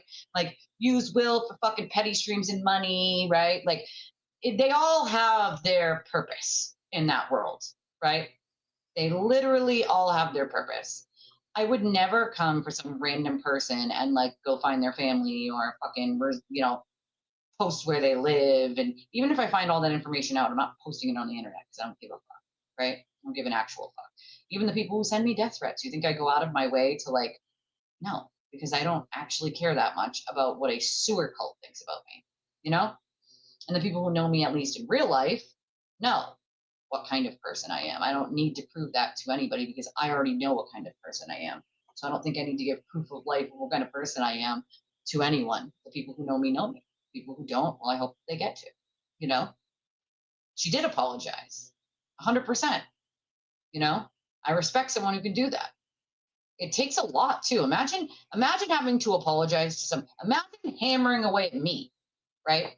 For 2 years and some change. And then having to go to me and say, Elise, I make no excuses and I apologize immensely. I am so wrong. Things I said were shitty. They were horrible. And I want to apologize. Like, imagine having to do that. Like, that takes a fucking lot. Okay. And she did that, right? Like, the thing that I respected the most was that the first thing she said was, I am not going to make any excuses. Like, a lot of times someone will be like, well, I did it because of this, or I did it because of that. And there will be some sort of little excuse for it, right? It's the first time someone has said, there was no excuse. I have none, and I'm not going to give you any. Like, you know what I mean? Sparkly bunny rabbit suit? If I'm using my name as Sparkly bunny rabbit suit. Unplug the interwebs. Nancy Grace is mean. She's kind of mean. She is kind of mean. Or maybe she just has resting bitch face. I don't know. You know, I was just wondering if she was going to bring a flask. Maybe she's got a boot flask, you know? food flask. I mean, she's essentially treating accountability like it's a fucking vampire in the sunlight right now. You know, I want them held accountable. I didn't do nothing. I did nothing. Like what in what, dude? That bitch could find drama in an empty room with the fucking lights off. Val, are you in there? Are you in there, Val? Like, what the fuck is actually going on? Like, what is happening? I didn't get to see the Shane Spaces, and it wasn't recorded, so at least I didn't see that it was recorded. So, oh, I love when she does that. I'm speaking. I'm speaking. It's me, Judge Judy. I'm speaking. I'm speaking. I mean, I don't know how she even stays on the interwebs at this point. You know what I mean? Like, maybe understand what you've done to other people, and then you're sitting there running to the courthouse. Like, there's no reflection. She reflected on what she did to Brian for about 10 seconds, and then went right back to talking about him. You know? Ooh, thank you. I will check that out. Thank you, Lisa. I have never watched any of them on their channel. Only watch you on this channel. You don't want to know why? Because most of us can't handle it. Just walk. Listen, I had to watch that fucking interview by myself last night without you guys at 8 o'clock to see if Ethel was gonna like maybe grow a set of balls at some point and be like speak her actual truth when it comes to Aiden. And of course, she didn't have the balls, right? But again, I'm gonna be honest with you guys. Like, some of you don't like J7. That's totally fine. But I found at least she was being honest with what she was saying, right? And I can understand a lot of her trauma and pain, right? I've had the same, and we actually have quite a bit in common. I also use comedy. Most people use comedy. You know, my daughter, who has her terminal illness, uses comedy all the time. Sometimes using comedy when you're stressed out is actually one of the things that makes you feel better. You know, throw a little comedy in there, call it a day, you know? So I can totally understand why she does that as well. And so I found that I actually understood J7 a little bit better after listening to that. So for me, it was okay to hear. I mean, I think Ethel did not do great with the questions, and like the full setup of the interview was kind of like boring. But I will say that watching it, at least, lets me sort of understand J7. And kind of, to be fair, I was like already on her side when it came to the whole Baker thing, because let's not pretend that motherfucker isn't sexting multiple of it. Oh, I didn't see that one. Can anybody send me that one? I would love to listen to that one. I did not get to see that one. I mean, see it, listen to it. You know what I mean? So I have no idea what was said on it. I know that Meredith talked a little bit about it for a second, but I didn't get to hear that one. Well, that's the other thing. Like, if your main theme is how big can your alcohol problem be, then we got a fucking issue, right? Like, listen, totally okay to have a drink with your stream, right? Like, or 2 or 3, right? But when that's all you do when you're streaming or doing spaces is get drunk, like that might click in your head at that point that like maybe you got a problem. You know what I'm saying? Like, maybe you have a fucking problem. And you're 100% right. Her whole personality and views completely switched the second she talked to a sewer turtle. What does that tell you? That she's easily misled, you know? So that was the other thing that I really didn't love, right? Is this whole like, oh, I'm not Nan. You guys, I'm not Nan. I don't understand the point of Nan. Well, you explained, J7 explained that she liked to give money or super chats to creators, right? And that she likes to have like little battles with other people and like whatever. Like, I'm sorry, but like, you don't get to speak for why Nan did, because I think Nan has spoken on that several times. So unless you weren't listening, let me repeat it for you. Nan had the extra cash and was encouraging people to be able to feel secure. You know, like when I get a big donation, which doesn't happen often, right? Say for instance, somebody dropped $500. Do you like that? That allows me to breathe.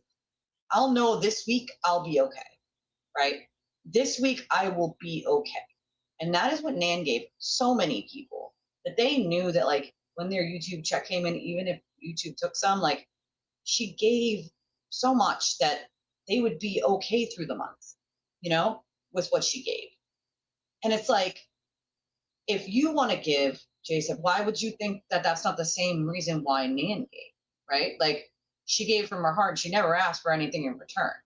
So you have a problem with her dropping super chats or large donations. You don't have a problem with you doing it. 50 at a time, right, of the drops of memberships.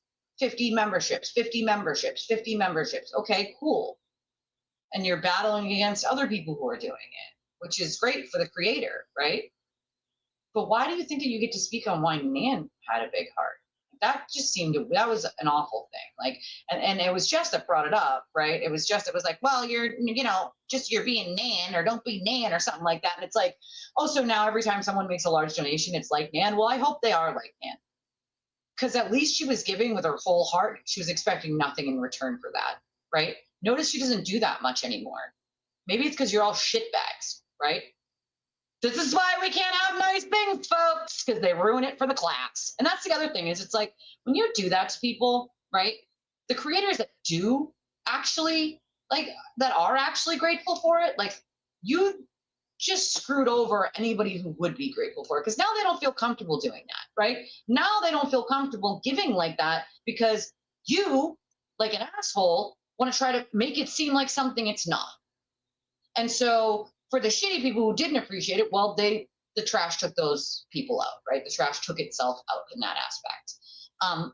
But for the future people that would have appreciated it, you ruined it for all of them, right? They could have used the help. We're talking about small creators here. We're not large channels, right? We're not large channels. It's weird. It's wild, you know?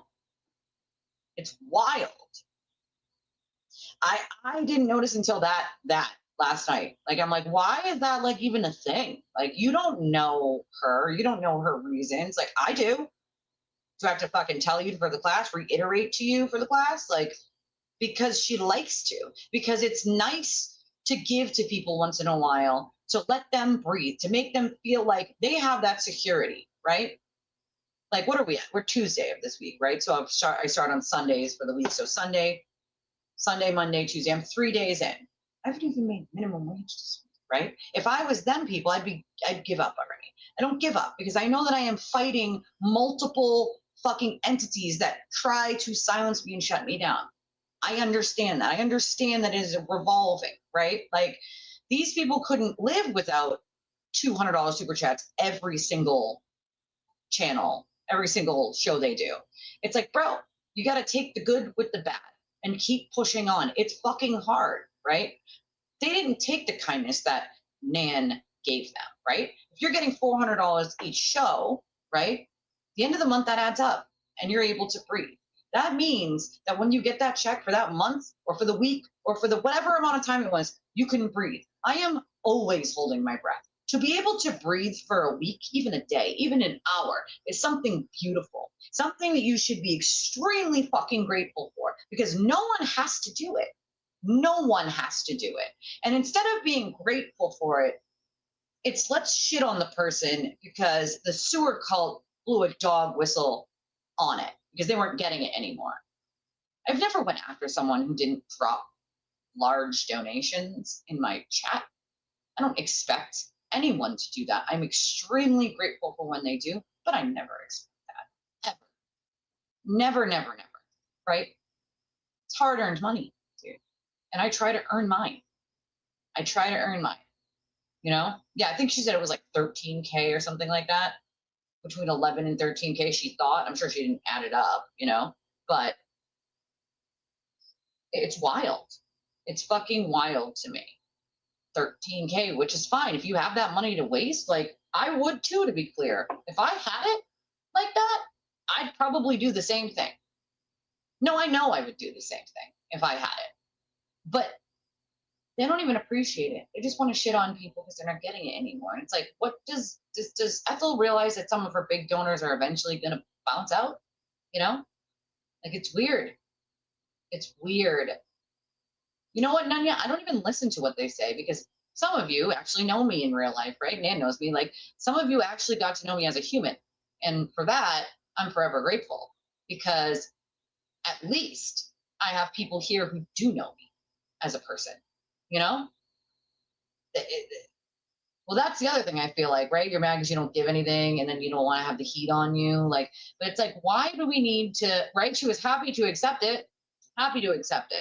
They all were, right? Till they weren't getting it anymore. And then it's time to shit on her because how do you know she wasn't going through, financial issues? How do you know that like she simply couldn't give it that time? Like you automatically assumed she wasn't giving it at that moment or that time, that like, now it's time to shit on her because she must be giving it to someone else. She's not giving. Who cares? She is giving it to someone else. I mean, she's helping someone else. She's supporting someone else. Like, why is it me? Can't we share, like, and be kind? Like, listen, if I got 2 boxes of macaroni and my downstairs neighbor has none, okay, I'm going to give the other one. I'm going to give the second one. Okay, that means that I might not have macaroni tomorrow, but I'll figure it the fuck out. Now they have some and I have some and everybody's belly is full. Like that's how I think of things. And it's like, I don't know if it's because my grandparents raised me part of my life. I don't know if it's because like I have an old soul, but like things that I was taught as a kid where be grateful and give back even when you don't have it to give, right? Like I don't have anything to give, but I do. And I try the best I can, whether it's support in emotional or just checking in with my friend, calling and having a laugh on the phone, like making sure like everyone is doing okay. Like I give what I can, but I give with my whole heart. And I don't give with a string attached. I'm not going to say, here's this money and you have to use it for X, Y, and Z. I don't give a fuck if you buy cigarettes, go on vacation, buy yourself new clothes. I don't care what you do with it. I'm giving because I want to, not because I need to tell you what to do with it. And it's like, some of these people give, but they have a caveat to it, right? Like, well, I'm going to give you this, but, right? Like, that's not giving. My grandparents used to teach me, like, if you're doing that, then you're not giving for the right reasons. You're doing it because you want to control what someone's doing and then give yourself a pat on the back. You're not doing it to just do it out of the kindness of your heart, which is what you should be doing. Oh, they check my pockets all the time. Oh, Twisted didn't make any money today, or Twisted only made $100 today. Okay, I'm a small show. What the fuck do you expect? You know what I mean? I don't blame you. I don't fucking blame you at all. But you know what? I just say fuck them at this point. You do what you want to do. You don't donate, totally okay with me. You do donate, totally okay with me, but don't let someone else make you feel like you can't do something, because I sure as fuck am not going to. I'm going to do what I want, when I want, and they can go fuck themselves. Like that's how I feel about it, because it's like, if I let them make me feel like that, then I'm letting them have that sort of power over me, and I refuse to let anyone have that fucking power over me ever again. After my abuser, there is no one on planet Earth who's going to tell me what I'm going to do, when I'm going to do it. Ask my husband how that works. My husband doesn't try to tell me what I can do when I can do it. There's no fucking chance in hell he would. No, absolutely not. Wild. Just wild. It's just wild to me, Well, I mean, that's the thing though. If you have no money, if you have kids, if you don't have kids, and I mean, listen, it would be unthinkable to me to spend 13 grand on like clothes or buy like $600 pairs of pants, but people do it. You know what I mean? Like I would never do that. $600 pairs of pants. Like even if I had money, I probably wouldn't pay $600 for a pair of pants, but other people would. Like me as a creator, like I'm a creator, so I know how hard it is for a small creator. Like if I had it, I would give it. Absolutely, I would. If I had it to burn like that, fucking right, I would, because it gives people that security to be able to feel like they're going to be okay. They know they're going to be able to put groceries, pay their, electric bill. Like, you know what I mean? Like if I had it like that, and I used to, and I gave back when I had it like that, like bring friends on vacations, buy the new outfits, take them out every weekend. Like I knew they didn't have it. They worked fucking hard and they pinched pennies. And I was a dancer and I made a ton of money and I could spend it all tonight and make it all back tomorrow. And so I made memories with it. I spent a lot of money and I don't regret a single penny of it, because I made those memories that I will have forever and they will have forever, It just, that was awful. I don't know why that happened or how that happened. Did she get it back up? I think she did, right? She got it back up, right? I don't give a fuck which way we go, Like, that's true. $20 to someone is a lot. That's a lot for me. When someone gives $5, I like $2. It doesn't matter to me. I remember Aiden told like $5 or more. It's gotta be $5 more. It's not worth my time. Like that is wild to not be just appreciative of, no matter how much it is. You know what I mean? Like it's wild. Of course not. We would never do that. I mean, the sewer turtle does that, but of course not. You know what I mean? I talk about you, Melanie. Oh yeah, she expects that, I guess. You know, just like the sewer turtle, they've learned to expect it. Oh, I say this shit with my whole ass chest. You know, taking lessons from Will from being drunk on the show. I don't know. Sometimes they do remove you if you have too many of those. They will like remove your whole channel, and then you have to like fight to get it back, I believe. So I don't know what ended up happening with that, but oh, she had to get a lawyer. Yeah, see. Well, that's the thing, right? Like, if you can just be kind to other people, they'll be kind to you, and the ones that don't, fuck them. Who cares? Fuck them. Who fucking cares? You know? See, that's not okay. Like, listen. It's wild. These streets are wild. Let's just put it that way. You know, these streets are fucking wild. That's exactly it. Nobody is my boss. Not even my husband. He doesn't tell me what to do. You know, they sure as fuck are not. You know, your wife. You're supposed to. You're supposed to. Unfortunately, all of mine goes to rent because I live in fucking Massachusetts. Yes, I called it Massachusetts. It's also like Taxachusetts. Tax you right up the asshole with no lube. You know. With no lube. None whatsoever, the motherfuck ever.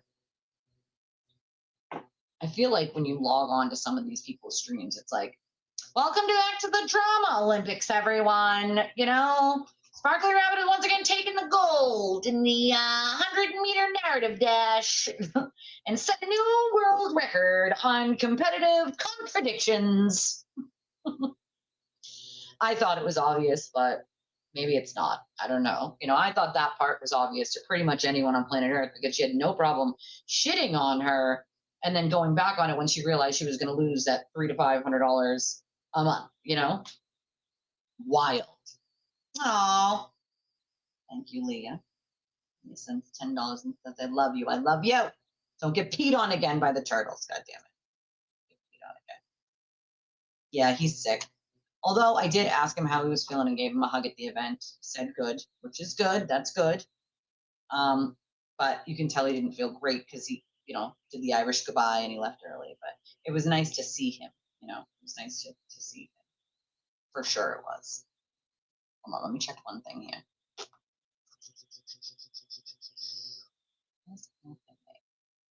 It does sound like she's a little lonely. I think she lives here in Massachusetts. I don't know where, but I'm like, damn girl, if you're lonely like that, like let's take you paintballing. Let's go to the arcade. Like, let's do something kid-like, you know? Like, let me take you to do something fun. Get your mind off the interwebs, you know? Or the Brokeback Baker, you know? Like, fuck that guy. Take your mind off the interwebs. We'll go do something fun. Listen, I'm like a little child, okay? Take me to the arcade? Yes. I love it. Paintballing, let's do it. Let's do it. That made me a little sad for her, you know? Made me a little sad. And I was like, you know? Yeah, I don't know her. You know, I don't know her. I was just watching what I was watching last night. And I don't know. It's weird. It's weird. I'll tell you that much. I have some clicks. Hold on. Soonk. Oh, Soonk. Oh, okay. What's this? Oh, okay. This is the audio order for the hearing from Ethel. Meredith ordered it, I guess. Her name is Jessica. She has I think she has a show, right? She has a show, right? I believe she does. Reading who wrong? Which one? Which one do you mean? Ethel or J7? I can't tell which one you mean, Anya.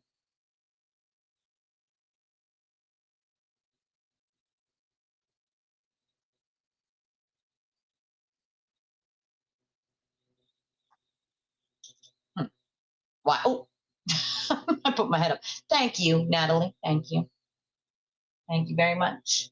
Natalie says, throw down $1.99 or match me, chat. Love you, Elise. I love you.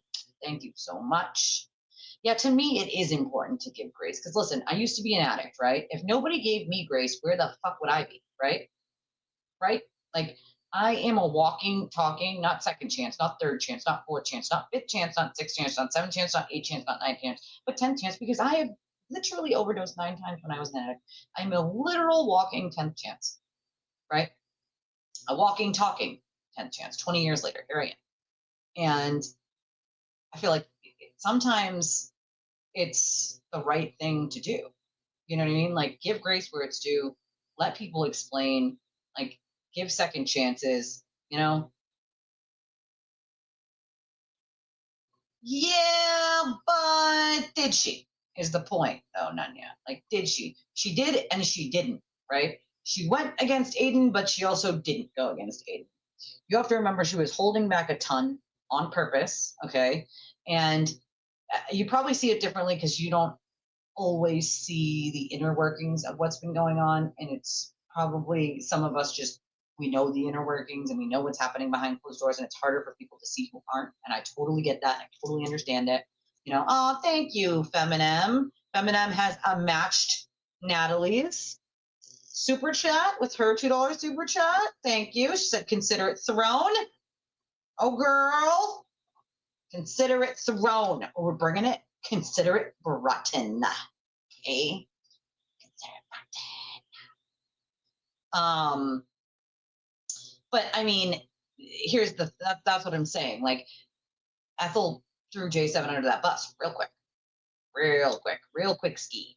And then went back on that, right? So it's like, here's the thing. Yeah, well, it's definitely a gripe. But at the same time, she didn't really, like, she went against Aiden, but she didn't go against Aiden, right? Like, she held back a lot on purpose because she knows if she says what she really wants to say, then he's going to go ham sauce. And it's like, bro, stop pandering, because he does that on purpose. He does it to work you into a corner so that if you say something he doesn't like, then he can go, well, you just went and got turtle derangement syndrome. And if you don't, and if you stay steady and say nothing, then he can keep you under his thumb still and make you do what he wants you to fucking do until the end of time. Thank you, Rose. I appreciate you. Rose is now matched both Feminem and Natalie. Appreciate you. You guys started a match war here. All right. Love it. Never had one here. Whap it up. I will see you your $2 and raise you a quarter. Love it. Love it. You guys are amazing. I love you. Yep, it's a way to discredit you. And it is, Emily's right. This is something he has done over and over again. One trick pony, guys. One trick pony. Okay? He's a one goddamn trick pony.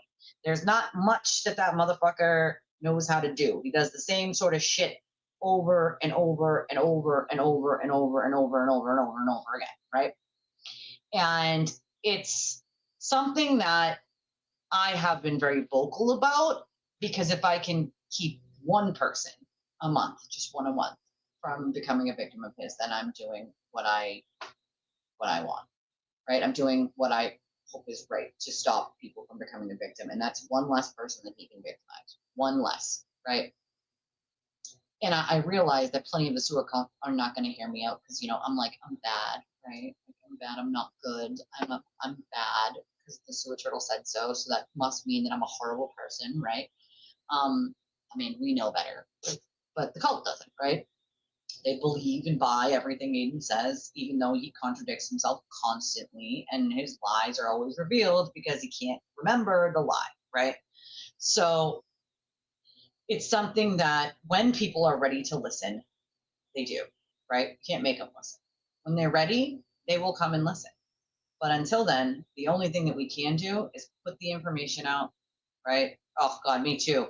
Me too, Natalie. You say something stupid like that, you get blocked, right? You know what I say is, yeah, I have TBDS and Aiden has diabetes and it's incurable. Okay. Like, I have never had a match for in my chat. This would be the first for that. Never seen or had a match for here. I can wear a small channel, but I very much appreciate it. Well, that's the thing, right? Is he doesn't have tricks in the bag that I don't know. Okay. It's not very smart. That's number one. All right. Most of us are 10 times smarter than he is on any day, especially us ladies. No offense, fellas. No offense, fellas. But, you know, us ladies, we are intelligent beings. Okay. And we also can read,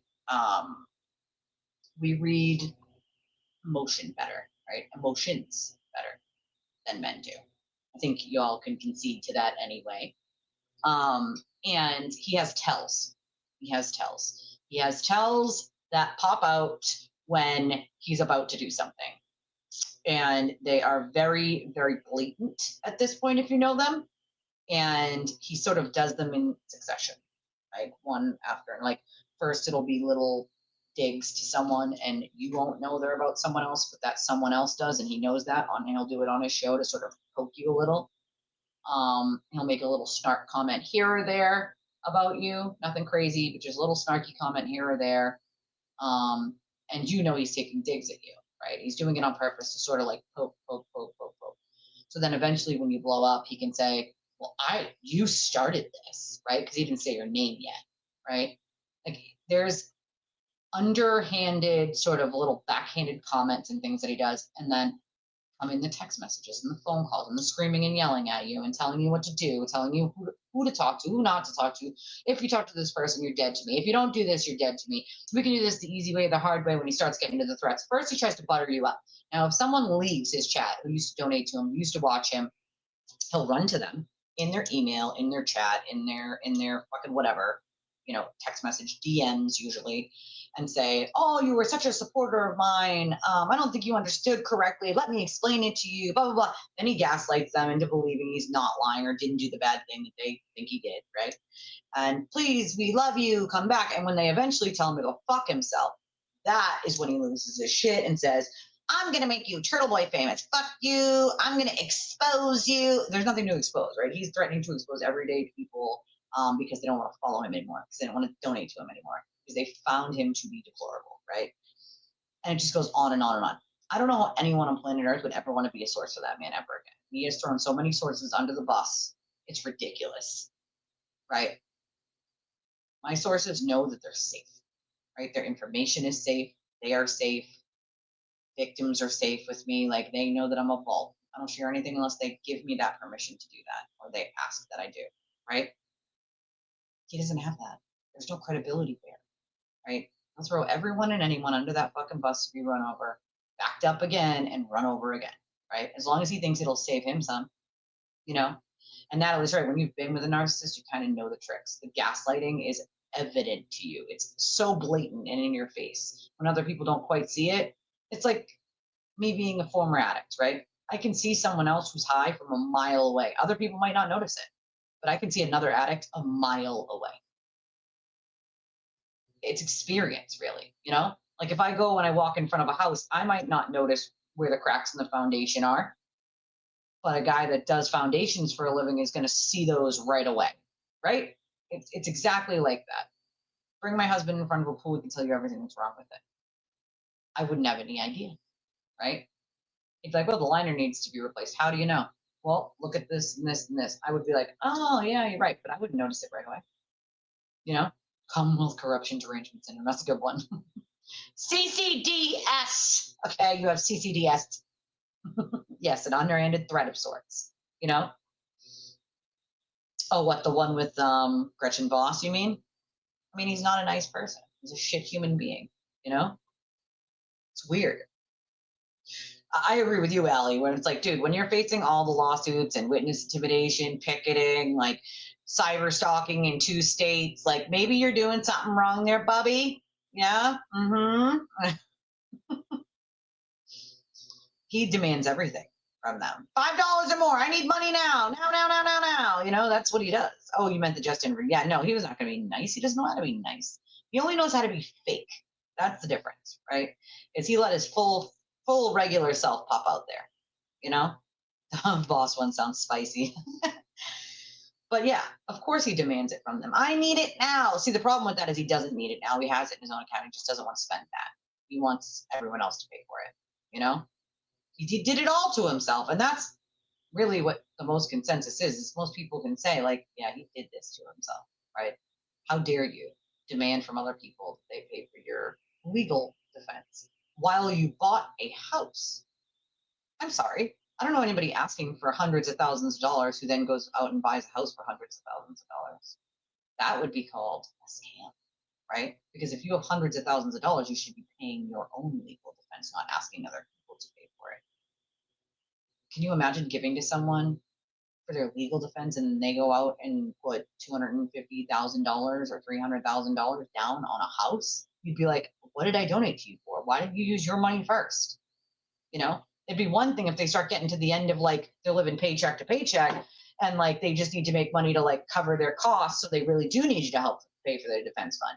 But that's not the case here, right? He could have paid for his own defense fund. He simply didn't want to. And so how do you get people to pay for that? Oh, I know. You say that it's a First Amendment thing and that it's very important that everyone donate because it's going to affect their First Amendment. Fun fact, hate to burst your bubble, his case has nothing to do with the First Amendment, and it's not going to help anyone with the First Amendment, nor is it going to hurt anyone with that First Amendment. Hundreds of Thomas Jeffersons around. Thank you, Rando. I appreciate you. Appreciate you very much. You know? See, she said, no, I can't tell an addict. Experience from seeing it firsthand and living it. You know all the signs. Exactly. Everyone is always wrong, according to the blogger. It can't be him, right? No, of course not. Never. Not ever. Well, that's the thing, though. His house was a $600 and something thousand house that he put money down on. And the paperwork on his house say that he put $250,000 cash down on that house. So how do you feel about him putting $250,000 cash down on a house while asking for hundreds of thousands of dollars in defense funds? You know what I mean? If anyone else, and let's be clear about this, if anyone else did that, he'd be calling them a scammer and a rifter and a liar. No? He would. That's exactly what he would be doing. He'd be calling them a scammer and a grifter and a liar, you know? Rando keeping the match going. Appreciate you, my friend. 80,000 is already gone. No, the whole thing's already gone. The whole thing, the whole entire what's in his defense fund is already gone. He claims, right? I oftentimes think, well, we know by the time that he broke up with Meredith last year, he still hadn't paid a single penny out of his own pocket. We know that, right? And he still had an excess at that point. So, you know what I'm saying? I wish Gretchen would have asked a lot of different questions, you know? Yeah, he still has these, you know, oh, it's the First Amendment. It's very important. It's important for everyone. Blah, blah, blah. They're going to take me from my kids. I'm going to do 90 years in jail. Blah, blah, blah, blah. I need your help. We need your help. Let's keep this going, right? Doing all these fundraising efforts, but not ever paying out of pocket, right? Not ever. Oh, who sent this? I'm not going to read your real name, darling, because, well, yeah, we don't want to do that. But you can identify yourself in chat if you want. If not, we'll just say anonymous. I have received a $35 donation on PayPal. Thank you so much, darling. There's no little note. It's just 35. Appreciate you. Thank you. I don't want to read your real name because, like, yeah, we don't do that because the cult, you know, they get all crazy and think that they, you know, get to tell people where to spend their money. It's wild. I don't know where Gretchen's from, actually. Not really sure where she's from. That's a good question. I'm not really sure. Oof, my stomach's like, oh, I'm hungry, bitch. You hungry? Okay. Yeah, so Jen got verification from the court clerk, obviously, that the motion was denied, but we already knew that. Hold on, let's see. What do we got going on here? Hold on. Let's see. Did we say that Ethel was having a, well, that's the other thing, right? Like he wants their last, you know, $20 geese, you know? That's what he wants. Yeah, she lives in Massachusetts as far as I understand. At least I think she does. I mean, she's a reporter here, so I would hope that she does, you know? Oh, Ethel is live right now. Yeah, let's see what she said. Let's see. Back. Let's see.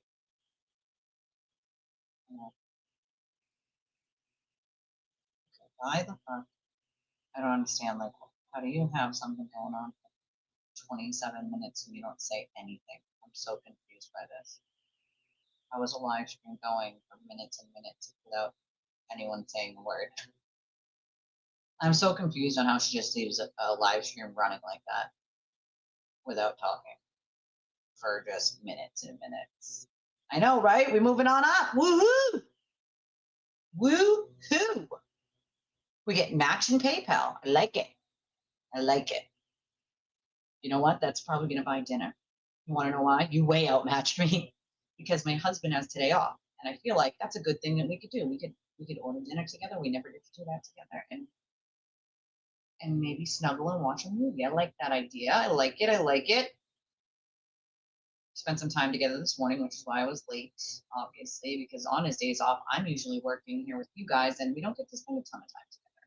So I like to take it upon myself to be able to do that. I've met her. I've met Gretchen before.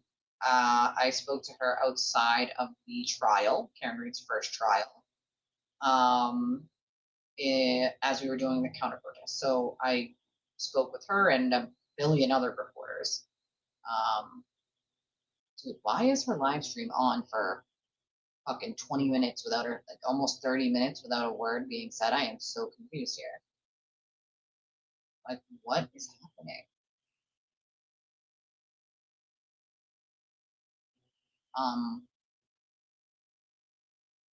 Wow, that's wild. You just don't hear anything. Hold on. I need to make sure this isn't my headphones because that's wild. Well, the headphones are on.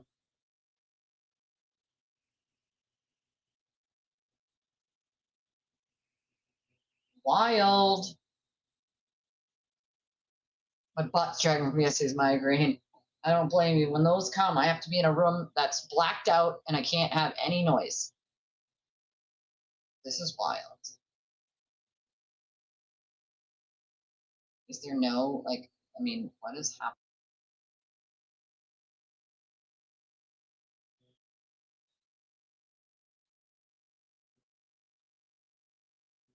Oh yeah, she's right. Here we go. Hold on. We got this. This is the turtle Tanty and an Ethel Tanty. I can't go back! I can't go back! I can't go back! These idiots will buy anything I sell.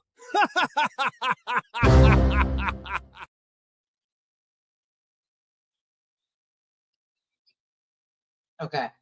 Are we ready? I don't know if you're ready for this. I don't know. I don't know if we're ready. Okay. All right. Here we go. We're going to try. Ugh. I'm not worried about my stream being removed. Fuck fucking brackets. All right. Not worried about that motherfucker. Hold on. I need to speak to the manager of reality. She needs to speak to the manager of reality. All right, we're shutting her. So this is what she had to say, I guess, about the HPO denial today. I am going to go conspiracy P real quick. I'm going to leave the donation information on the screen in case anybody else wants to match. I've never had a match for before, so that's kind of fun. I'm also going to ask my husband what he wants for dinner, or lunch, because I'm like hungry. I'm hungry, man. I'm hungry. But I'll play a little bit of this. I can hear it. It's in my ear, but I gotta pee before I drink a lot of water to keep myself hydrated. So please hold. Premature of 24 on 24 today. So 24 on 24 today. So I just dropped Georgia off at work. I had to run an errand. I figured we would catch up. The name of this show is, what is it called? So Many Failures, Multiple Failures. So Many Failures. Failures for days. Hi, bunnies and besties. I'm sorry. I see a lot of you are at work. I apologize. Just put in the earbud. Will it make it better for you if I don't swear at all? Like if I just promise to not do swearing? I can do that. If you want, I can do it. All right. So let's pick up where we left off today. I don't know if I got a chance to like really explain anything because I was just driving straight to the courthouse.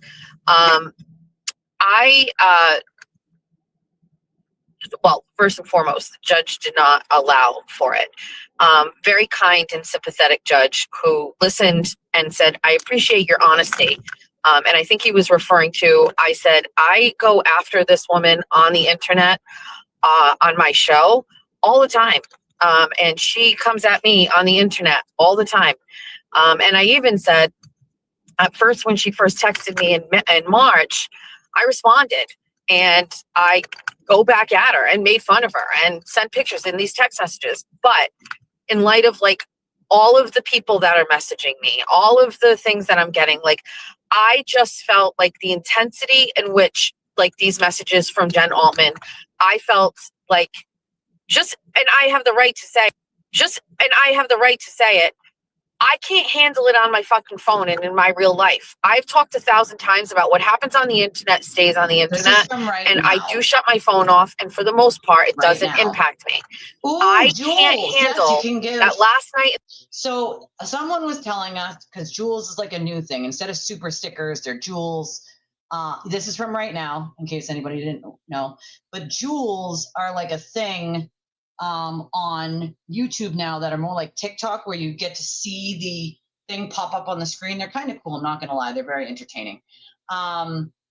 It's very entertaining, and it's like a new thing for me. So when I see them pop up, I'm like, ooh, that was fun, right?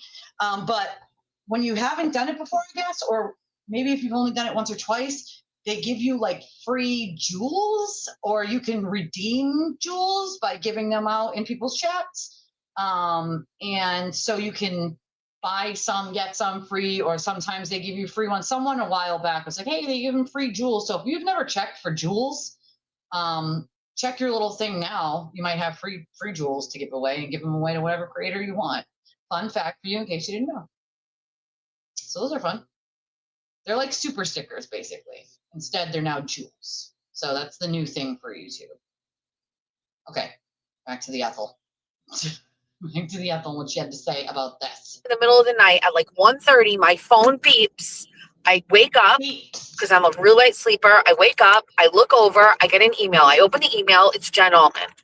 I'm like, what the fuck? Jen Altman. And then I get another ping, and it's a response on the Venmo. And then a half hour later, I am back asleep. My phone rings again. It's Jen Altman in an email. Is anybody paying attention? What are you doing? I put my phone on silent. Thinking about me and messaging me at 1:30, 2 o'clock in the morning. What are you doing? And you're not? I am sleeping. I am going nun-night. Okay, lady. See, this is the part where like Jess fails to understand the world doesn't revolve around her.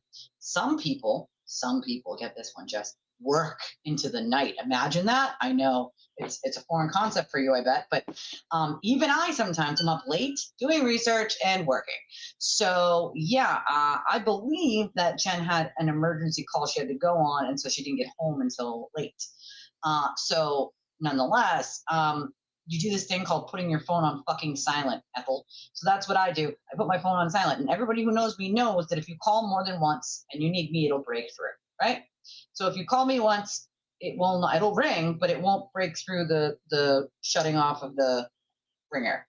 If you call me more than once, it will vibrate, and I will know that you need me, and I will answer. See how that works? But if it's not an emergency and I can wait until the morning, guess what? I won't even know it's there because my phone is on silent. Because if I didn't put my phone on silent at night, my phone would just ding 24/7. See, when you're a content creator, that happens. And so you have to take these precautions, okay? Take these precautions to not wake up your husband and family. My husband is a light sleeper. He does not like to be woken up because he's got to go to work, and he works long hours. You know what I mean? He likes his sleepy, his Betty Bye. So, that's what you do. Jesus Christ. Jesus. I'm trying to get to all the comments, and I know. Ooh. All right, here we go. I don't know why you're thinking of me like that. That sounds unnatural to me. Why? The circumventing the block on my first phone and going to the second phone and then going to the next phone, all of that is very crazy to me. Jesus. Running your mouth online, starting burner accounts, even that's weird, but whatever. I guess that's some people's fucking love language. You want to start burner accounts about me? Am I whatever. You want to make AI generated pictures of me? I mean, it's your fucking life. Right? Fuck. There's something strange when you step outside of the internet about someone who knows they've been blocked and then goes and says, I want you to hear me, hear me, hear me. Voodoo. And I'm going to go to your other phone and you don't hear me here. I'm going to your email. Wait, how else can I do? Who the fuck gave you the idea to go to my Venmo and leave a comment? That's crazy. Ethel. So I'm sorry, but things started to just be like, what the fuck? And then, you know, combined with Marie, you know, telling all of you that she messaged her children. Me too, D&D. And I'm going, there's just something not normal here. I only start to worry when people exhibit extremely odd behaviors. Me running my mouth on the internet is not an odd behavior. Everybody fucking does it, okay? Aiden Carney makes a living off of it. Wow. Everybody does it. Just everybody. Not everybody. But there's plenty of people who do it. Wild. So nobody should be alarmed if I mention you on my fucking radio show. Right. My radio show? It's not radio, darling. I would be alarmed with me if I started reaching out to you privately on your phone. Honey, you do. I got a DM from you one time that said, what the fuck is your problem? On my phone. See how that works? It was on my phone. Like, what? Ethel, stop it right now. You had 1,000 jewels one time? That's a lot of jewels. You didn't even know you had them, right? Most people don't know they had them because they're new. They're like a new thing now. You know?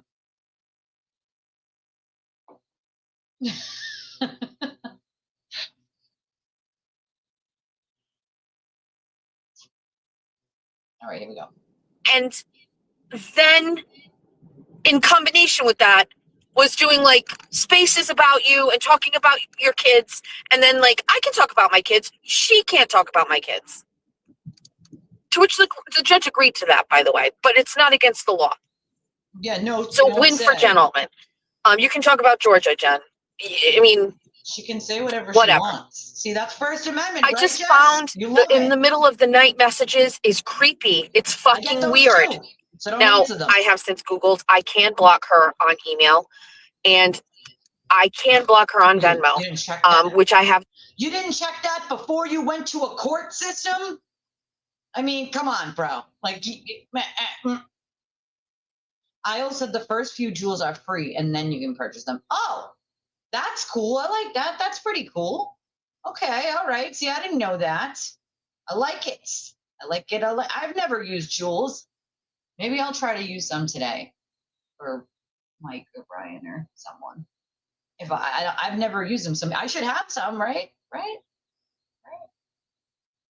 I have to check. It won't pop up, I don't think, in my own thing, but I think it'll pop up if I go to someone else's. I'm gonna have to check that out. Done. So at this point, currently, I cannot receive traditional communication from Jen Altman yet.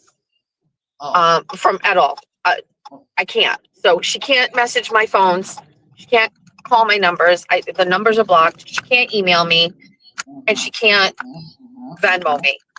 I have a Jessica Machado show or Jess Machado show email account that I don't go in. I'll go in there and I will block her in there. And I don't know. I woke up this morning and I was like, this is just too fucking nuts for me. It's too nuts that you're at home in bed and you're thinking about me. Like, she tweeted all through vacation about me. Like, there is an unhealthy obsession going on here that I think I don't. Yeah, you're obsessed with I can't tell if it's crazy or if it's dangerous. I don't know her. I don't know enough about her. I don't know. I can't tell. Ooh, but I will tell you that like the going around the blocks and stuff is enough.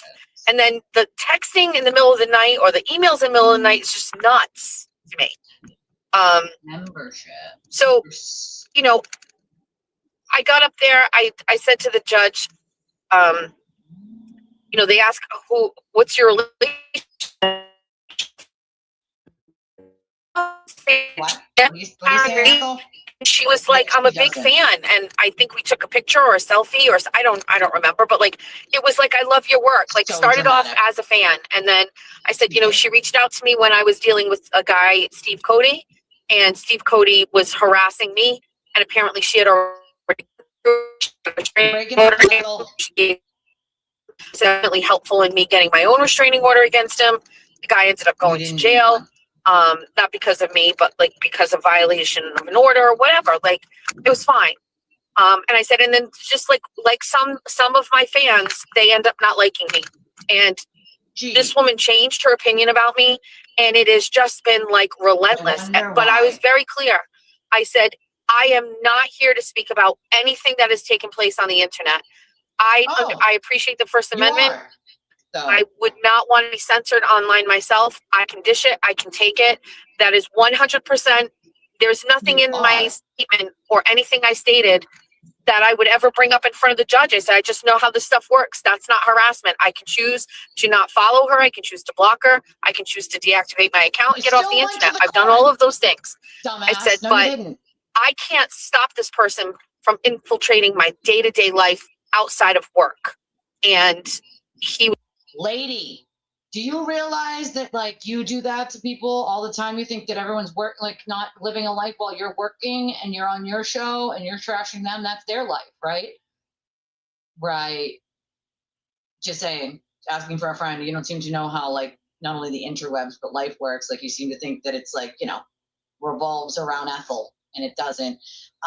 Ethel, nothing Jen did is outside of the law. You should know that. Aiden has done it and 10 times worse, but you say it's totally okay when Aiden does the exact same thing that Jen did. That's totally okay, right? Acceptable? Okay, but when Jen does it, it's not okay? Like, you're a fucking hypocrite. Let's be honest here. Let's just be honest. You're a hypocrite. You're being a hypocrite. You want what you want. You want yourself protected, your family protected, but you don't want anyone else to be able to have that, because that would be wrong, okay?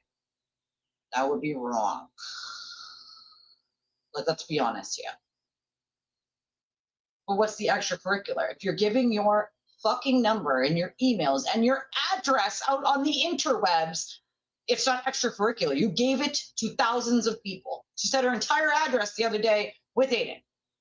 Okay? She's given her number out several times, emails, all of it. And it's like, bro, wait, you can't then give all of that out and then cry when fucking...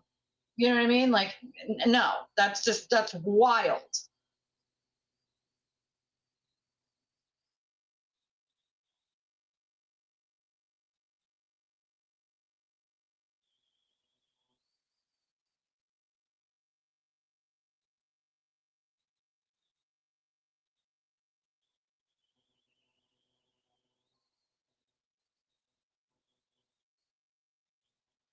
Hold on. But that's the thing. Emails and text messages don't go beyond that. That's why I've never been to a fucking courthouse, right? People can email, text message, DM me, and I don't give my shit out, and they're getting it and sending me death threats, right? Yeah, there might be a line of decency, but legality is a whole nother thing. You can't, out of one side of your mouth, say it's okay for Aiden to do all those fucking things and, you know, he's innocent and First Amendment, blah, blah, blah. And then the other side of your mouth say you don't like getting text messages when you're engaging with her as well. It's not like she's getting text messages and then Ethel's never responding, right? That's not what's happening. So, you know what I'm saying? Like, common sense would say before you go to a court, you start to figure out what's legal and what's not legal, right? Before you waste the court and the judge's time. Like, come on, let's be honest here, okay? He was sympathetic. He appreciated the honesty, but he said that the statute is pretty clear. She has to have a threat in any of those forms of communication. He recommended that I come back if it continues and try again, document stuff.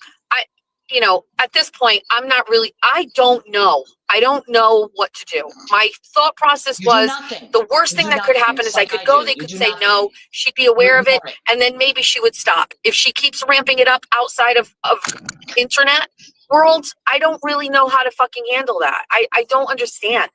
Like, I'm not going to. I got a good idea for you, Ethel. Here's an idea. Ready? This one might be a good one, okay? It's a good one. Just stop talking about her. She wouldn't have anything to say to you if you had nothing to say to her. I need to know if it had teeth, too. I still need to know if it had teeth. Nobody's going to tell me. Nobody's going to goddamn tell me, and I still need to know if it had teeth. Right? I need to know. Right? I mean, come on. Boundaries. They're not that difficult. Here's an idea. Stop talking about her. And then she won't have anything to say to you. It's really not that hard, right? It's not that hard. To reach out to Jen Altman. It's not like rocket science. It's just weird that it's even happening. It's weird that I was engaging with her. I remember the first time she texted me, I called Aiden. I was shoulda, coulda, woulda, though. You have to remember, Ethel isn't telling the whole truth here. She does engage outside of her chat and outside of her thing. Again, and I repeat, I've gotten messages from Ethel. The last one read, "What the fuck is your problem?" I did not engage back. See how that works? I left it on red. Left it on red. Okay? See? Super easy. You ignore it and you move on with your fucking day. Like, is this so difficult that no one knows how to do it anymore? You know what I mean? Like, she's making a mountain out of a molehill. This is the I'm the victim thing. Like, dude, she talks about Jen endlessly. Let's be honest. Okay? In the same way that she endlessly talks about Brian, and Brian never speaks your name. I have no idea who the fuck's face that's supposed to be. Maybe she now identifies as this guy. I don't fucking know. Listen, I get death threats almost on a daily, all right? So I do not feel bad for anybody who's like, man, I got some text messages I don't like, and I responded, and I kept responding over and over and over and over. Now I'm going to the court. Stop responding and stop talking about her, and then you wouldn't have a problem. See how that works? It's amazing. It's like fucking Jen Altman texted me, and he's like, what? And it's like, yeah, like, I don't even, it's bold. You know, and then here I was going back and forth with her. And then one time I'm leaving voice memos, and then I called her because I'm like, listen, I didn't go out and seek out your son. Some lady sent me a link to a fucking Instagram account. I opened it, I clicked on it, and I touched a picture on Instagram accidentally, and it was her son's picture. I fucking double clicked out of that fast and was like, I'm out. Like, no, I wasn't searching for your kid or anything like that, lady. Like, why are you emailing me at 2:00 in the morning? Where the fuck is Steve Libby at this point? I mean, come and get your fucking rabid dog of a fucking wife. Her husband's name. Like I don't know what's going on, but while you're in bed sleeping, sir, your wife is emailing like her adversary on the interwebs, calling her a fucking cunt. Are you not even concerned? Is anybody concerned? Is your husband concerned? I'm just asking for a friend here. Is Jeff Steve concerned? Is he concerned? Because you're throwing all this shit out, okay? And I'm not really sure why. Should your husband be concerned on the things that you say on the interwebs? I'm just asking. My husband's not concerned. The room service guy's not concerned. I'll tell you that much. He doesn't give a fuck, okay? It's weird. It's weird, okay? Weird. Why say your husband's name? Why? Like, that's what I mean. Like, if you don't want it back, don't give it. Right? Like, just say nothing. It's not hard. Just don't say nothing. And then she won't have nothing to say to you. Or ignore it. It's that easy. It's not really that difficult. She would never be able to live as me with the amount of death threats and threats that I get from the cult, from bogus numbers and bogus emails, like bogus texts from text now apps. And like, she'd never be able to live as me. She'd lose her ever-loving fucking marbles the first 3 days. Ignore it. It's not that difficult, okay? If you want to talk freely, right, then sometimes you're going to have to deal with people like a cult, like I deal with. And if you don't have the cojones, then you don't have the cojones. But, I mean, come on, let's not make a mountain out of a molehill. Before she went to court, she damn well knew that it did not qualify, right? She knew damn well this did not fucking qualify. Yet she still had to make a whole thing out of it. Jesus Christ. So we took an L on that today. It didn't even make me feel better because I don't really know. I think I'm dealing with a fucking crazy person. That's what I think I'm dealing with here. At all. Not even a little bit. This guy's just high functioning. I have not been able to get into communication with the person I wanted to interview tonight. I I believe the best thing to do is to cancel tonight because it has to be aligned with like everything I'm doing. It has to be aligned with like the interview I had with Jessica. I want to hold out and wait. I know I promised it. I'm going to disappoint you forever, essentially. Clip it.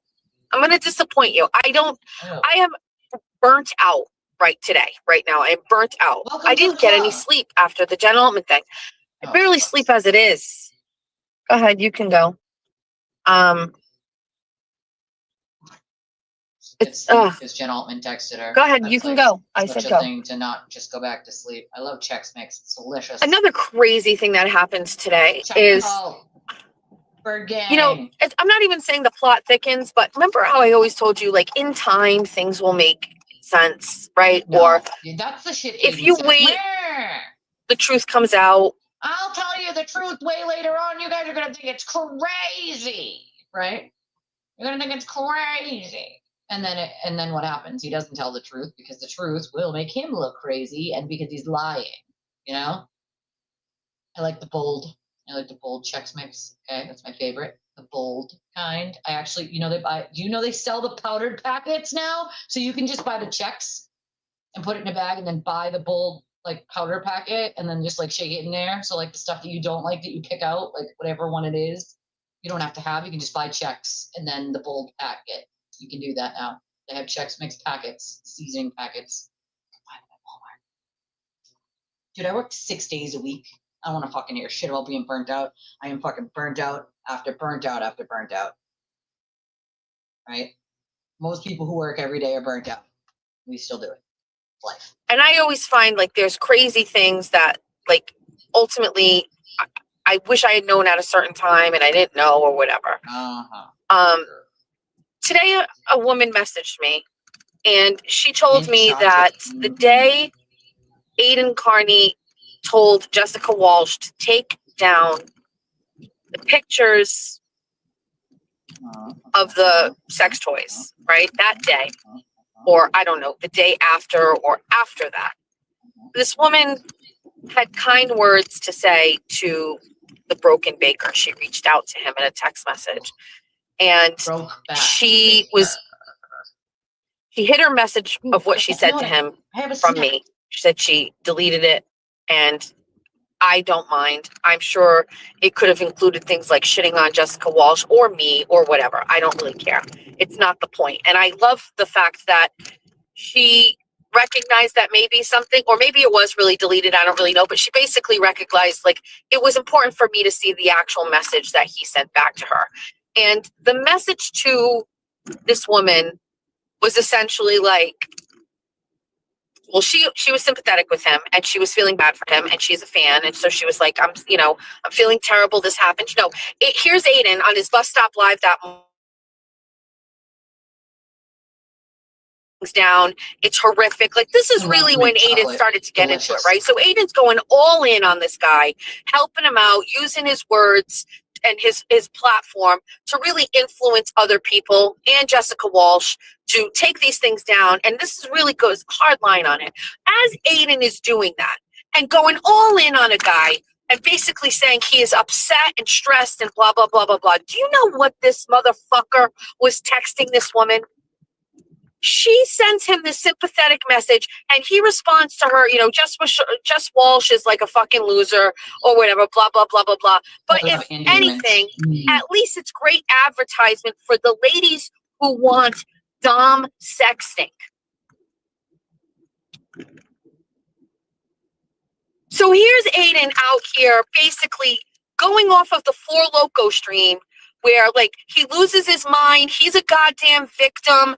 Aiden's like, stop it. Take this all down, Jessica. This is terrible. You can't do this. This is abusive. It's just like Meredith. And while Aiden is on his bus stop live chirping away, this motherfucker is in a fucking inbox and he's going, well, at a minimum, it's good advertisement for the ladies who want dom, D-O-M, like dominant, domineering, BDSM, sexting.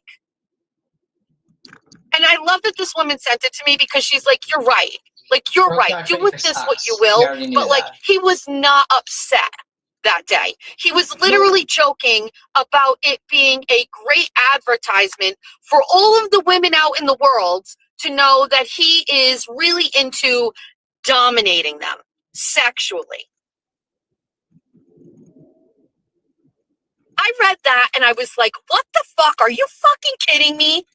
Like, just another fucking example of like how we have been gaslighted about this whole fucking thing. You were not upset. You're literally trying to destroy my fucking platform on a lie. I get it if you want to destroy my platform on an opinion that I said that nobody liked, but you're destroying my platform based on a lie. The lie is that it was abusive and you didn't want it. It's a fucking lie. And just like fucking Aiden when he did his fucking story about me, this guy doesn't even fucking take time to authenticate anything. Shocker! None of you do. You don't need Broken Baker's views that badly, Aiden, because he's trash. Unless you co-sign this. Unless you co-sign this behavior and you know all about it, fine. Well, I actually don't think you do. Huh. You don't think he does? Oh, honey. Oh, honey. Oh, honey. Honey, this you need bonbons for this, okay? I'm looking at this text message and I'm going, this motherfucker. Bonbons. This is like HPO. All you fucking care about is getting fucking women to fucking send you money and sex them. You fucking weirdo. Do it in real life, like a real man. He can't. Footnote. In this country, if you're on disability and you fucking just fucking get online and you start fucking sexting women, that's like frowned upon over here. I don't know what it's like over there. I love mint chocolate chip. Mint chocolate cookies. I didn't even put out a bat signal or a fucking caw call for women who have inboxes with him. But like now let's. Ooh, brain freeze. It makes me so upset. Like he fucking railed me for this shit and made everybody fucking hate me on a lie. I don't think anybody made you hate you. I think we just didn't already like you. Saying, I'm gonna go with we still didn't like you for 500. I don't know. It just it feels fucking weird. It feels wrong. Ooh, yes, Frozen. I don't know. Go ahead. Go ahead. I love mint. How do you not like mint? CB free. It's good. It's delicious. An ultimatum. You know, like, ultimatum. I mean, I think it's safe to say I'm past like the threat of turtle boy derangement syndrome. I never was in danger of ever participating in that. Okay. I literally, nothing has really changed, except that Aiden doesn't like me or my show or anything anymore, and like whatever. So nothing has changed on my end. You know what I mean? Still love Aiden. Still, and I'm getting a lot of shit for that too. A lot of people are like, "Fuck him," but.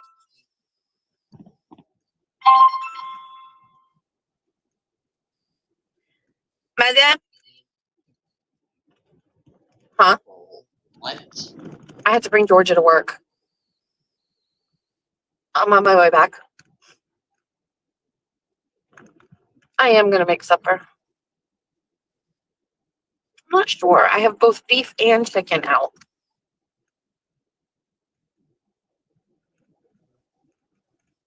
All right, I'll be home in 2 minutes. Oh, boy. It's like a Bravo series. Are we in season 3 yet? I feel like season 2 ended on a hanger. Okay, that's all right. One out of the 3 of my kids are a picky eater. 1 out of 3 are picky. I don't know. Right? Unless it was. I don't know what we're dealing with here. Yeah, you do. You know what you're dealing with. Lunatics. Cults. It's not hard. It's weird. Unsure. Do that. Unsure what we're dealing with. Don't sext Portugal fans put on a fucking performance today in the World Cup. We could not go out and watch the game because Miazartino had to work, and so we were stuck at home.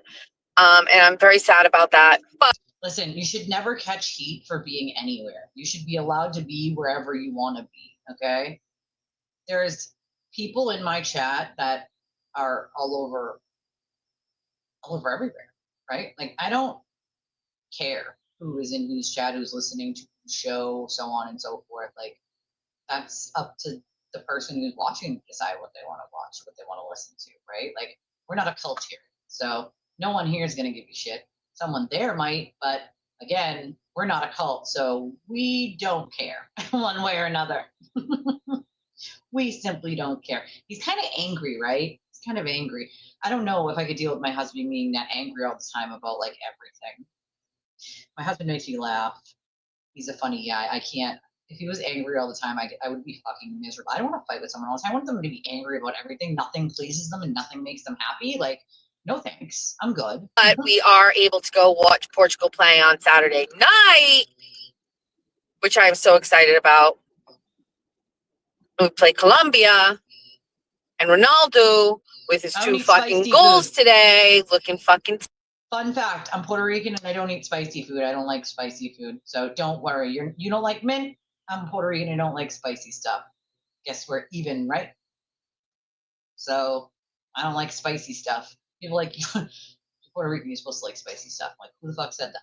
Who said that? I could do it mild, spicy, not so much. Tight. Looks good. That's the real daddy right there. That's the real daddy right there. That's the daddy of all daddies. Is Ronaldo. TT was stuck at work. She was texting me for updates. Shout out to anybody that had some parlays going on that fucking game. Hopefully the lottery gods blessed you on that. I'm loving World Cup life. Really, it's wonderful. It's great. It's grand. It's grand. So that has been wonderful. Oh, his dad's sick. That's awful. What else? So, hey, Maestro. I'll put it out there because it doesn't really need to be a complete surprise. It's not even a surprise. I would like to have a conversation with JFK. I had someone from my team reach out to him today while I was in court. I don't know if he's seen the messages. Did she just say team like she's fucking Taylor Swift? Had someone from my team reach out. Hey, lady, you're the creator. You reach out. You don't have someone else non-paid like a mod reach out to another creator. That is so ignorant. You, the creator, reach out to the other creator yourself. Someone on my team. Yeah, it was somebody on my makeup team. I mean, my clothing. I mean, my mod team. I mean, somebody on my team. I had them reach out to JFK today. Talk to JFK. You can just reach out to JFK yourself, you fucking weirdo. Like, that's weird as fuck, bro. Newsflash, you don't have a team. You don't have a team. You have you. That's it. Just you. You're the creator. Everyone else is unpaid. So that's not a team. Okay? Okay, cool. But I'm sure someone out here can get the word out to him. I'd like to have a conversation with JFK. Next. I would hope that he would not like that. I have virtually stayed completely out of the JFK James Jackson arena.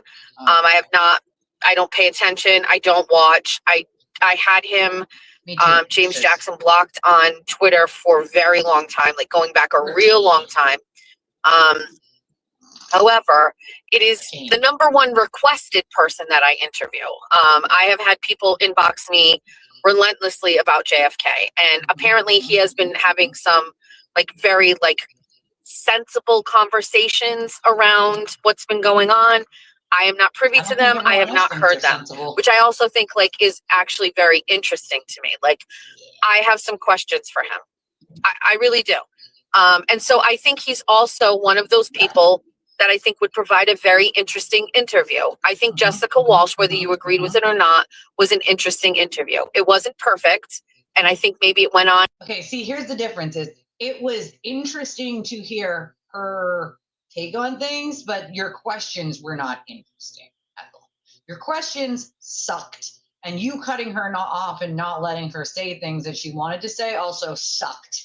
So just saying, interview portion, J7 being able to say what she needed or what she wanted, okay, fine, right? The questions were crap. They were crap, okay? They were ridiculous. They were all over the place. They made no sense why you're even asking them, or what?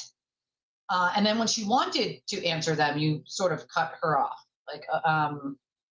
Yeah, that's not how you do an interview, though. In some areas a little bit too long, right? But I think that there was some really interesting parts of that interview. Jessica Walsh has donated between $11,000 and $13,000 to content creators in the world of Karen Reed. That is a very crazy concept for anybody to try to understand. That somebody uses their expendable income, of which she has. Like, she's not going bankrupt to do that. Like, this is where she chooses to spend her money, and she has spent a lot of it on content creators who now don't talk to her and make fun of her mental health. I thought that was very interesting. I thought we had a really poignant moment in the conversation where somebody asked me if she threatened to commit suicide to Kazi G. And I asked that question and she answered it. And I pushed back on her and I was like, why are you doing that? And, you know, I felt like her just saying, like, I apologize, it was wrong, wasn't really enough. You know, like, why do you feel that that is a tool that you should use when you're not getting your way? You know, to make these people feel guilty, to make somebody hurt, to make them stop. Why do you think that's the only reason?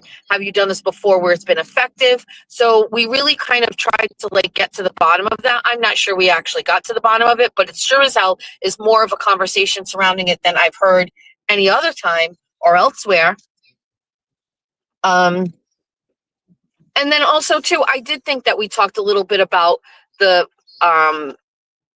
Baker stuff, where I think that that was also very eye-opening to an extent. There were some things there that I thought were interesting, that I would have liked to have talked more about, but I just don't think it's necessarily healthy. I think the goal of the interview yesterday for me, and I only had one goal, was to show people the side of Jessica that I see, so that when people were saying there was some other reason why I was doing this stuff with Jessica, or why would I allow, I hoped that it showed what kind of a person you could see there and why I believed her. She seems very authentic. She owned a lot of stuff. I think Jessica Walsh owned more of the things that I asked her than of what Aiden asked me in our interview. You know what I mean? Well, you don't know anything, so there's that. Yeah. Baker and the Dom comment, it sounds intentionally provocative. 100%. It's giving Jason Broyles, actually. It's giving Jason Broyles in that thirst trap message that he sent me about the picture that I had up, and it was like he's a thirst trap or whatever. Like, it was giving Jason Broyles. So I don't know. That's wild. What the fuck are you talking about, Ethel? What are you talking about, dude? JFK turned on Aiden. So while I'm here, where and how did that happen? Because I don't know that. Died, but that's okay. Am I wrong? But there has been some sort of commonality with Aiden and JFK lately? Or wait. Ugh. Before I even say that, I already said it, so it's too late. Is there a major problem between Aiden and JFK, or was it they just were like agreeing to exist? Why does it matter? See, that's the thing. If you so much want to interview someone, why the fuck does it matter what the fuck Aiden does with what? See, this is the problem, right? Come on, man. Oh, if someone is pulling the strings, darling, you definitely should already know that. If you don't know that, I say people aren't using their common sense if they don't know that someone's pulling the fucking strings. The strings have been pulled for quite a while. That person would be Aiden, right? Why do you care? Whether they have a problem or not, whether they made up or not, that shouldn't matter. Like, if you're standing on your own, by yourself, alone, as I do, my channel stands on its own, okay? Then guess what? It doesn't fucking matter who has a problem with who or who likes who. You do what you want when you want, right? If I wanted to interview fucking one of these buffoons tomorrow, I'd do it. I don't need anybody's permission. I don't need anyone's permission. I don't care who has a problem with who doesn't fucking like who, so on and so forth, right? I don't give an actual fuck. Oh yeah, that was one of the things she used in court against Grant. I think he's looking at my boobs in court. Nobody's looking at your boobs, okay? No one's looking at your fucking boobs.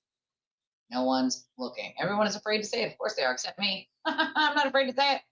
The sewer turtle pulls those motherfucking strings. They're too afraid to admit that he pulls the strings, because then their audience would know they're not being authentic and that they've lied and that they're simply only caring about numbers and views and not getting shit on by Aiden. See, I'm not afraid to say anything. I say it with my whole ass chest. all the time because I have nobody to answer to. I am who I answer to, myself. Here lays the goddamn issue, just like Jesse said. You know, Dr. Phil and Esther Perelli. I like to Dr. Phil sometimes. Everybody's therapist, you know? I don't think there should have been any love. I honestly think that they existed in the same place for the same reason. You know? Weird. If they're not nice, I'm not going to be able to look at them. I don't blame you. Yeah, stay away from the fucking Matrix. You know? Stay away from the whole cult. In a space and not hate each other. Which is it? So one, if there was a big fallout and Aiden hates him, or two, they were just existing in a space and not really having conflict. Who gives a shit? Who gives a shit? That's the difference. Who gives a shit? Lorelai, thank you for your $5 donation, darling. I'm going to answer you on that comment you made later. You're always welcome here no matter what, my friend. You know that. I love you. Two. So they were both just existing in this space.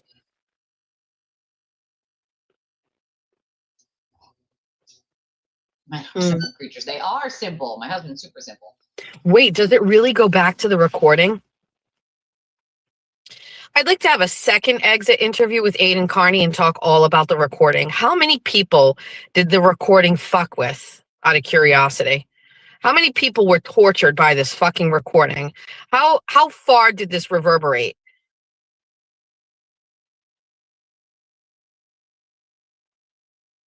Really? The recording. So that is it, huh?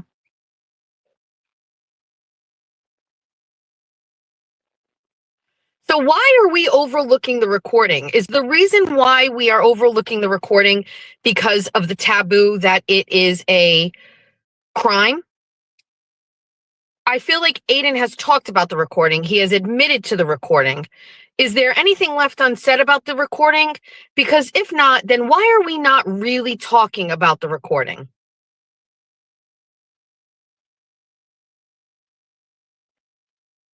The whole crew, Karen came into JFK. I remember that. I remember that part of it.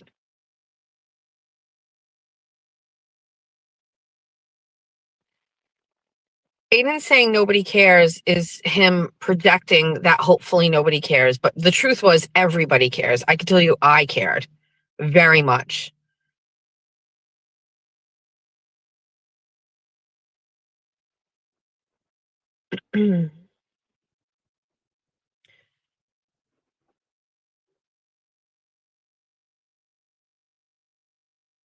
I think, well, I've never had a doubt that the Aiden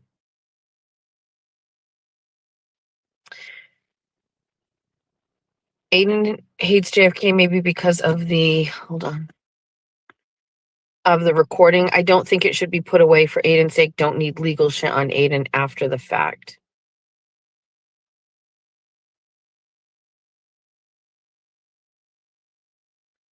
I personally don't care because I know it wasn't meant to be leaked.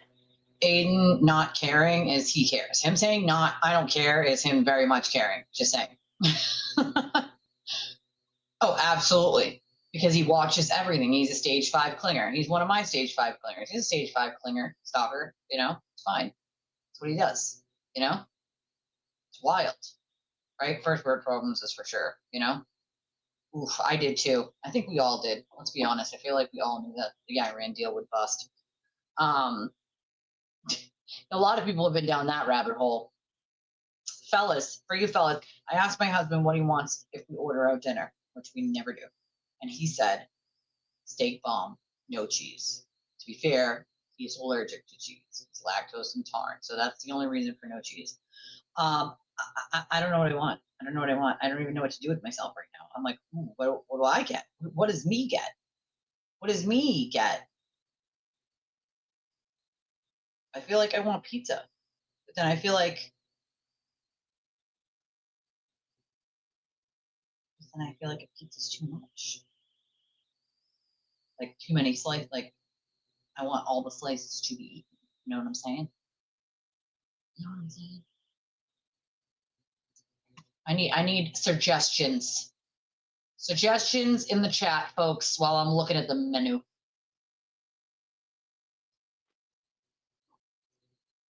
Oh, yeah. Isn't it amazing? Let the DM ruin your day. I just ignore it and then block that person and then call it a day. This is a really interesting point. Aiden can't turn on Baker because Baker has too many content creator friends who will turn on Aiden.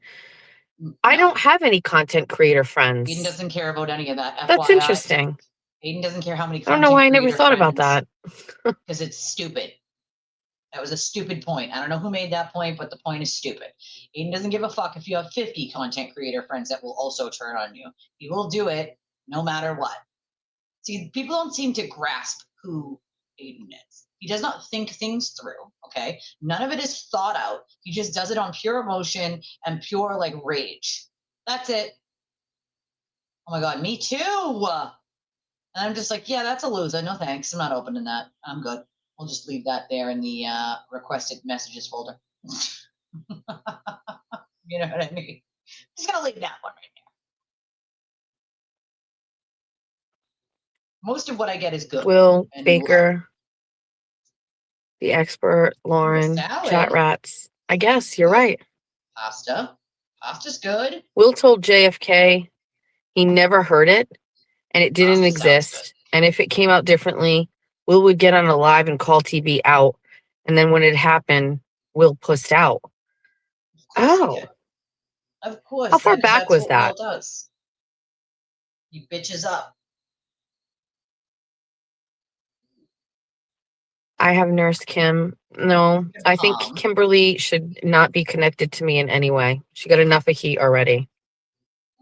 She gave herself heat. Right? Can't talk about the wiretapping because Aiden won't talk about the wiretapping. Last October, is that all talk happened? about trying to get Meredith charged with wiretapping. Love the rats, but they're going to do whatever the majority of TV does. Yep. Sadly, I don't really understand why Danny flipped on me. But I won't say a bad word about him, you know? That's why. Ooh, seafood. Okay, I remember that. I'd never watched it live. I've never gone back to it. I just know Karen went in the chat. I remember that. So that is like, that's October-ish, the fall. I haven't had that in a long time. Still talking about the recording. No, not really talking about it. We organically got to this point. Anyway, the point was that I was thinking about seeing if JFK wanted to have a conversation. In the same way that I had some questions for Jessica, I have a lot of questions about JFK, like how he got here, why is he here, stuff like that. I have no direct connection with JFK. I don't have his phone number.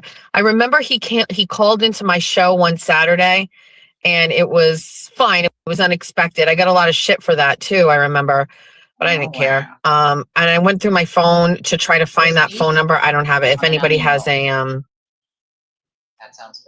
direct connect to JFK, I will go live tonight and do a show at 8, but I haven't been able to get in touch with him yet. I do. Anyway, if you have a suggestion or an idea for someone that you think I should interview going forward this week, let me know. There are a lot of people who probably won't do that, but I was just thinking about after the conversation with Jessica. What is this? You're trying to You're trying to strategize with people that are adverse to TV. So that is not the case at all. I am choosing to not go after Will. I'm going to let Will just simmer on his hate for me and run his hate streams on me. And I'm just going to, there's a very different feeling I have when I sit here, like with knowledge. That's a very different vibe I have. I don't look at Will the same way today as I did yesterday. Believe me, from what I heard and what I watch, and I'm hearing people say, oh, Will talked about this stuff before. I'd never heard it before. I never heard him talk on these streams before. I'm sorry. Her pretending that she doesn't know who Will is and that we haven't pointed out several times his record and what he did is wild to me. She absolutely knows. This whole pretending that you don't just because, like, it looks bad now after he's shitting on you is fucking great. I do totally know the value of where I live. I'm just not closer to Boston. But the place I'm looking at, the menu I'm looking at, they don't have seafood, although I would get fried clams. I haven't had fried clams. So good. So good. Lobster raviolis, those would be good too. If she's on a mission. Fish and chips. See, I'll only do certain seafoods. Like I will do shrimp, but not shrimp cocktail. But I'll do any cooked shrimp at all. I love shrimp. Fried shrimp, in a pasta, whatever. Haddock, I will do. Baked haddock. My grandmother used to make it all the time. I will do. I don't like mussels. I don't like fishy fish, if that makes sense. Like I don't want a raw piece of fish. I like it fried or baked, or I think shrimp is the only one that I'll eat like not raw but cooked. You know what I mean? In its form, without it being baked or fried. Oh, well, yeah, we definitely get fresh seafood, no matter where it is, that's for sure. And, I mean, I'm on the South Coast, so I do still live near water, for sure. But I'm just not closer to Boston anymore because it was too expensive, so I had to move a little further out here in Massachusetts. But I do love the seafood here. The Scots also loved the seafood here, just saying. They had our clam chowder and lobster rolls, and you got to grill the bun. Okay, you got to grill the bun, or it's not a lobster roll. I haven't had lobster, I will tell you, in probably 10 years. Yeah, 10 years. Veggie burger. No, I can't do veggie burger. I'm a meat eater. I am a meat eater. I don't know. They have roast beef sangies on onion rolls. Those look delicious. I might just go with the pizza. I don't know. The pasta looks good too. I can't fucking decide. Never heard the perspective of these other people that were, I look at Will very differently now. And it's enough for me to be like, I don't even need to fuck with that guy. I just don't. Like that's who Aiden aligns himself with. Okay, sushi. Awesome. Great. I don't understand it. Whatever. Whatever. And the only reason I thought about JFK was because someone had mentioned to me, multiple people sent me messages about asking him to come on. So people who support him and are like fans, there are people who I assume are fans of Aiden and fans of JFK, right? There's like a mixed group. Those two people messaged me about having him come on, but somebody had messaged me and said that JFK did a great stream the other day where it was kind of like talking about the whole situation, the Karen Reed group, free Karen Reed thing. And that just stuck with me in my mind. And I was like, oh, maybe he would be an interesting person to talk to. Yeah, you think that now, do you? Interesting. I'm outside the arena now, so I have no loyalties to like doing things a certain way or whatever. Like I can do this if I would like to. You cannot. That's a very interesting thing that you're saying, true crime fangirl. I also agree with that. I think it would be a very hard conversation to harness. I agree. You cannot. I agree with that 100%. Community. So in the absence of not having anybody tonight, and also in the absence of not feeling motivated to do a receipts show, there's been a lot of talk about that receipts, and we talked a little bit about this morning. I just don't know how it helps anybody or anything. You know what I mean? Like you want me to drop how receipts help anyone. What receipts? I don't know how that helps anyone whatsoever. Just say you're scared, dude. For the love of fucking Pete, say you're scared. Just fucking say you're scared. I'm still scared of Aiden. If I drop the receipts, he's going to lose his ever-loving mind, and I don't want to deal with the blowback. That's what you really mean. Not that you shouldn't drop the receipts, not that you don't want to drop the receipts. It's that you don't want to deal with Aiden when you do drop the receipts, because he's going to be proven wrong, look like an idiot. And, just saying. Like, what the fuck are we doing? Pepper, what are they doing? What? Like this whole idea of like, oh, I don't think it helps anyone. What you're really saying is it doesn't help Aiden. Like that's what you're really saying, is you don't want to deal with this blowback. We all know what the fuck you mean, all right? Someone here said, yeah, plus JFK believes TV shouldn't go to jail just like us, so he's a good choice. Listen, this whole he shouldn't go to jail thing, like, listen, I get it. You have a facade to keep up. I'm someone who grew up half in the projects with my mom. My grandparents were upper middle class. My mother was poor. I grew up poor. Okay. I lived in the projects. I get it. Snitches get stitches and all that fun, fucking happy horse shit, dude. All right. I'm a former addict who has sat in a prison cell. All right.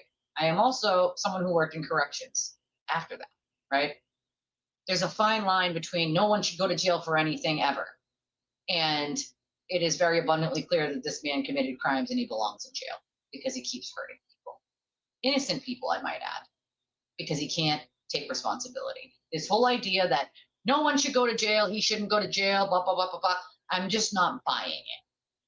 I'm just not buying it. I know that they have to say that, to keep the whole look about them, but everyone on planet Earth with 2 eyes and 2 ears knows that the man committed fucking crimes and belongs in jail. If no one went to jail for anything, you'd have a bunch of rapists and murderers running around now, wouldn't we? Do you think those people should go to jail? I'm going to say you do think those people should go to jail. So saying that he shouldn't just go to jail and then, listen, it's not just saying you don't think he should go to jail, because I don't believe that you think that, but it's the excuse that you give for it, which is, well, if they let Karen talk to her lawyer right then and there, then she would have never needed Aiden, and therefore he would have never been arrested. Okay, well, if I was never born, I wouldn't have been a drug addict, but what the fuck's that got to do with anything? You know what I'm saying? Like that, come on. It's nonsensical. It's nonsensical. That argument is ridiculous. It's ridiculous. It's ridiculous. I don't know how else to say it. It's ridiculous. And I don't think everybody appreciates the simping for Aiden. It's easy. This whole, you simp for him, you don't. You simp for him, you don't. You try to make peace, you don't. You try to make peace, you don't. Like, listen, I understand how hard it is when you're against him. I get it. If anybody gets it, I do. But for the love of God, people, keep your fucking self-respect, okay? You give that back and away when you do that shit. When you go back to the whole, oh, we can exist in the same space, we're cool, we're fine, you shouldn't go to jail thing, like you give your self-respect back. It's way faulty logic. It's ridiculous logic. That logic ain't logicking. That math doesn't math, okay? I mean, I have no indication, though, that he does that. So he was asking people to place bets for him while he was in jail. Yes, he does do a little bit of sports betting, like once in a while. But like full on gambling, not. I mean, remember, I know 3 of his exes, 4. So there's no indication that like he had like a big problem with that. Although he could have been hiding it. To be fair, he could have been hiding it from them too. I guess it's a very real possibility for sure. Yeah, I know what I'm doing here. Right, you send the receipts to the law, man. That's what you do. Right, you do the crime, you do the fucking time. Right. I don't blame you, Rose. I don't blame you. I don't blame the other people who I said they were, but it's like, listen, I want to like them, but at the same time, I feel like it's a little simpy. I'm just gonna call it like I see it, as I always do, and this is not personal. I don't mean any harm to them at all. I'm just like, dude, come on, you guys know better than that. He would shit on you in about 72 seconds. Okay. If he thought he could blame them for something that he did, he would. So why keep simping? You know what I'm saying? Like, come on. That's probably true, gambling from jail. I think it's because he had all that money coming in. People are making everyone feel bad. Oh, he's in jail. He's messing up his kids. Send him money, more money, Well, that's the thing, right? You know what I mean? There's common ground on other things. There's plenty of common ground on a million other things. You know what I mean? Don't piss on my leg and tell me it's raining. That's right. I mean, we try to. At least we try to. We do try to do that here. Oh, God. Oh, he cries no matter what, I feel like. Remember? I mean, how much money do you think he lost his? Can you please let Keith go back? Can you please let Keith go back? You know what I'm saying? Jesus. Receipt from the Baker thing. Yeah. I just think I don't know. I said I was moving away from the Karen Reed content creators after my primetime miniseries. Remember, I said this was going to be the end of it, and then we were going to start over next week, and then we were going to be done. 24 on 24 next week is going to be very different. It is not going to be what it has been. I already told you that. So this is already in the works. George's last day of school is on Thursday, and then we're in summer vacation. Cool. We have a very different show that is starting next week. And I'm not really sure how much like drama it's going to have. Drama for your mama. But it's very different. Your mamas. Save the drama for your mama and push. Thanks, Colleen. 5. So, anyway. Push-ups. I felt like I had something else to talk about. Yeah, this case is lava. Let me think. Oh, it's lava. Not related to any of this. I had something else that I didn't get to talk to you about this morning because we had a hard stop. We had a Jen Altman flip out. And like I was manipulating Aiden in that conversation by instantly crying when he said something. Oh. I feel like there are 100% clips of something that you could send me. Send me a link to it, and I will open the link, and I will determine on whether or not I cry, and then we will keep score.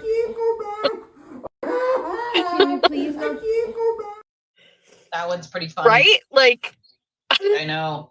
Well, I know I don't want to do it to myself. There are some things that, I can't see. Like, I can't. X is like. One of the things I really don't miss about X is there are videos on X that never would ever make it on Facebook. You know, you'd be scrolling on X and all of a sudden there'd be video of like a dead dog, and I just can't. I can't handle it. She can't handle much, can she? Jeez. So I don't know. I was just thinking about how funny it would be if people just sent me all that. Oh God, wait, I have something I have to tell you. I have something I have to tell you, and I don't want to. I don't know what to do. What to do about it? What to do. I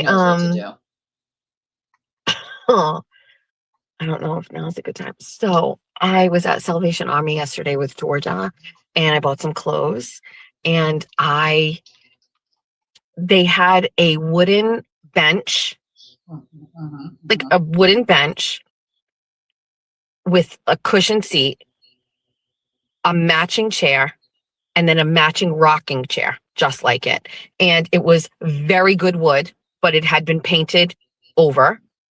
And the bench and the cushions somebody had already covered them in a not so nice fabric, but they were detachable. I feel like this is the time where you get like a commercial break. You know, you start tuning out to what the fuck the person's saying 'cause it's so boring. And you start tuning out like a commercial, you know, like a fake commercial. Are you suffering from exposure to opinions you don't like? Ask a doctor if selective free speech is right for you. Side effects may include eye rolling, online rants, a sudden urge to speak to the manager of reality. May cause drowsiness, sickness, puking. Talk to your doctor today. I don't know. Did she? I wasn't listening that hard. I think that's when I got out Maestro, to be fair. So maybe she did. You know, it is a cesspool. I agree with that. It's just a cesspool in general. I feel if you're not in it for the books using life switch to bring income, then no normal person would associate with anyway. I agree. I agree that like no normal person would associate with him, right? Like, listen, I want to be clear. Like, every channel wants to grow. Every channel wants views and subscribers and to earn a living. Like, of course that's what we want as channels. But you have to also be willing to have a hard stop on things, dude. Like, or you get sucked in real easy. Learn that really early on, right? So you have to have a hard stop on your own, you know, your own, like, this is my boundary for this. this is what I will and won't do. I'm not going to give away my self-respect to anyone. I'm not going to pander to another creator and do what they want when they want. No one's going to control me. People see right through that. People see right fucking through that. And it's not something I want to watch happen. It's like a car crash that you can't stop looking away from, right? You can't stop looking because you know it's about to crash. It's doing this, you know, and there's a car that's oncoming and it's clearly, very clearly going to crash. But when it crashes, you're like, all right, now what? You know? Like, you have to have your own fucking boundaries, man. Like, you got to have your own boundaries. Otherwise, it's apparent to everyone. And these people think it's like they just easy, these creators, to lie and be like, oh, I don't think it's good for anyone. No, you don't think it's good for Aiden. Like, we all know that. Why? Because we all know the truths, right? Maybe some of the bunnies don't. Some of these people who were easily duped. But most people know what the fuck you're doing, dude, and how you're pandering. I think what Ethel is trying to do is seem like she's not going to go after Aiden at all, so he might leave her alone. And so that tactic is, I would never turn on you and get turtle derangement syndrome. I don't care what you say about me. You can keep hammering me until the end of time. But what does that say to your audience? What does it say to everyone else watching you? What it says is you're willing to pander to him and be afraid because you're too afraid of him saying that you have turtle derangement syndrome, like by just speaking the truth about who he is and what he does. Come on, man. You can see through it like glass. That's annoying. Shit business. That's annoying. Like, dude, come on. Get in the, don't park on the grass. And now it's gonna be a big mud hole. Your car's gonna sink in. All the water's gonna go there. Like, oh, people. You know?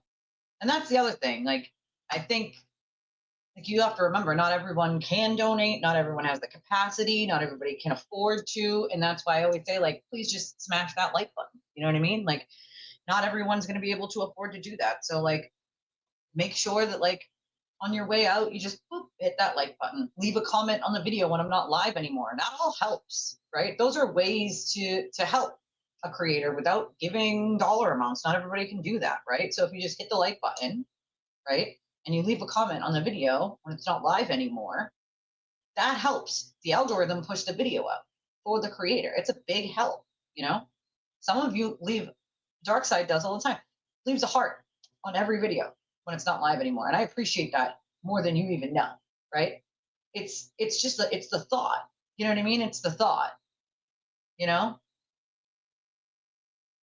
Me too. Me too. And I feel you on that. I definitely could have been 10 years ago, way more kind, you know?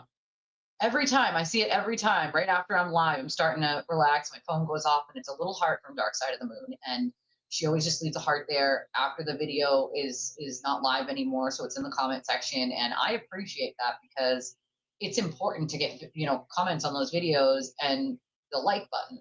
You know, it's important for that. It's very important. And even though people might not be able to donate, like, there are other things that they can do, that they do. And I just don't think creators really, I haven't seen, at least from these idiots, them sort of recognize that, appreciate that, and sort of let their audience know that they recognize it and they are grateful for it, right? I don't think some of these people are. I think that's part of the problem. Hey, Standing, I think that's part of the problem is they don't fucking care, right? And that's the part that gets me to. It's like, you could have a shit week, right? I'm not having a great week, money-wise, on the show, but I love you guys, and it'll get better, you know? It'll get better, right? Like, one week might suck, the next week might not, right? Like, it is what it is, and there's nothing you can do about it. The best you can do is just keep moving on, keep going, right? Just keep swimming, like Dory said. Just keep swimming, just keep swimming, just keep swimming, swimming, swimming. You know? What's a disappointment? Well, that's the other thing is I don't think the creators take enough time to talk to the people in their chat, pull up the comments. I think they only pull up the super chats. And yes, that is a tactic. It's a tactic that creators use to force people into sending super chats so that their comment will come on screen or their comment will be read.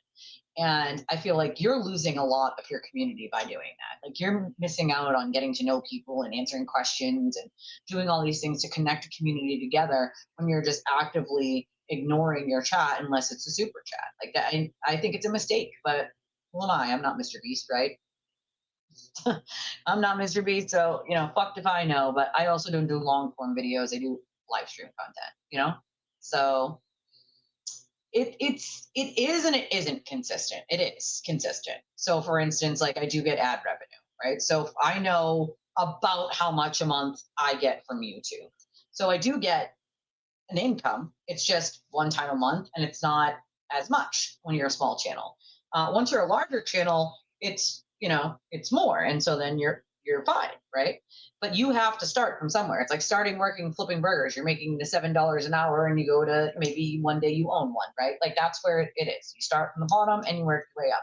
There is income, but it's not a ton, and so you have to supplement that with hopefully donations and people who are supporting you in a way, sponsors, eventually paid promotions, things like that, that'll supplement that bit from the back end of just ad revenue, which isn't, and in views amounts, which aren't, it's not a great amount. You know what I mean? It's not great. You got all the bug bites? All the bug bites. I just found out, I was today's years old when I found out you could be allergic to mosquito bites, by the way. My nephew is apparently allergic to mosquito bites, and we were today's years old when we found this out. Okay? We were today's years old. I don't know if I can listen to another fucking 5 minutes of this, but we'll see. And I took the bench one up and I lifted and I was like, oh, I could redo this. And then Hauser is going to get mad. He's going to get mad that I bought it. Like it would be better if it were completely already sanded, fabric was changed, and it was already on the front porch. He would be like, oh, wow, this is nice. But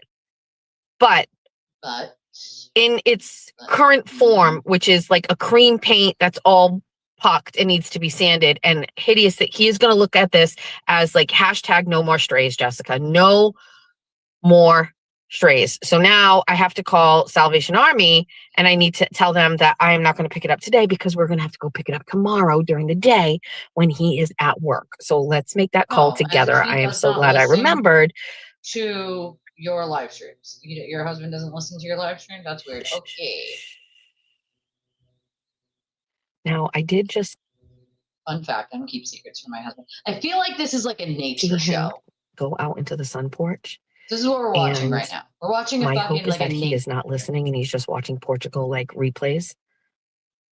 Yeah, and what if he's watching you, dum dum? Because like he does pop up in chat all the time. I literally feel like this is like a nature show. Like here we see the Ethel Machado in her natural habitat.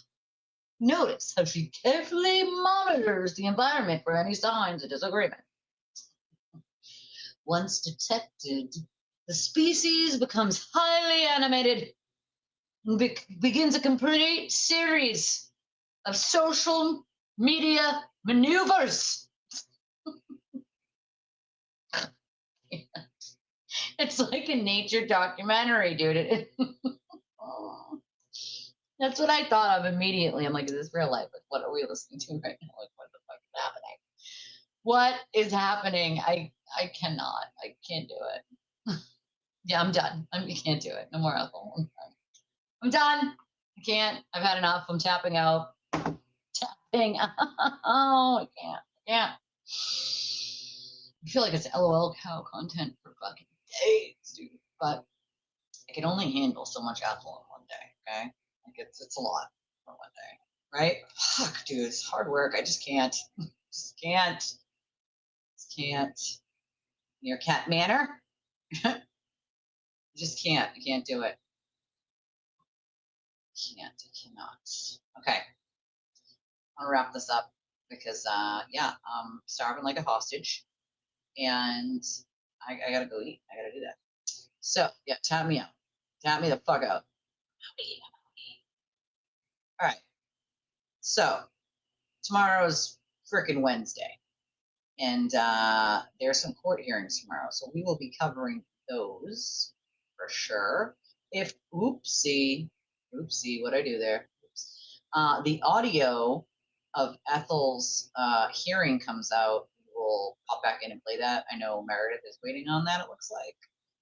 And they might do a spaces with it. So if they do that, I'll pop back up and we can listen to it. But if not, it'll be tomorrow. And then there's 2 hearings happening tomorrow. So we will cover those. Obviously, if there's cameras, we will cover those. If there isn't cameras, we'll get the updates afterwards, of course, immediately, and you will all know what's happening as soon as I know what's happening. So that's usually pretty quick. All right, I love your stinking faces. Everybody have an amazing night. Everybody go eat dinner. Kiss your loved ones. Don't drink whole milk. Don't pick up strays. Remember our nature show, and I'll see y'all tomorrow. Bye.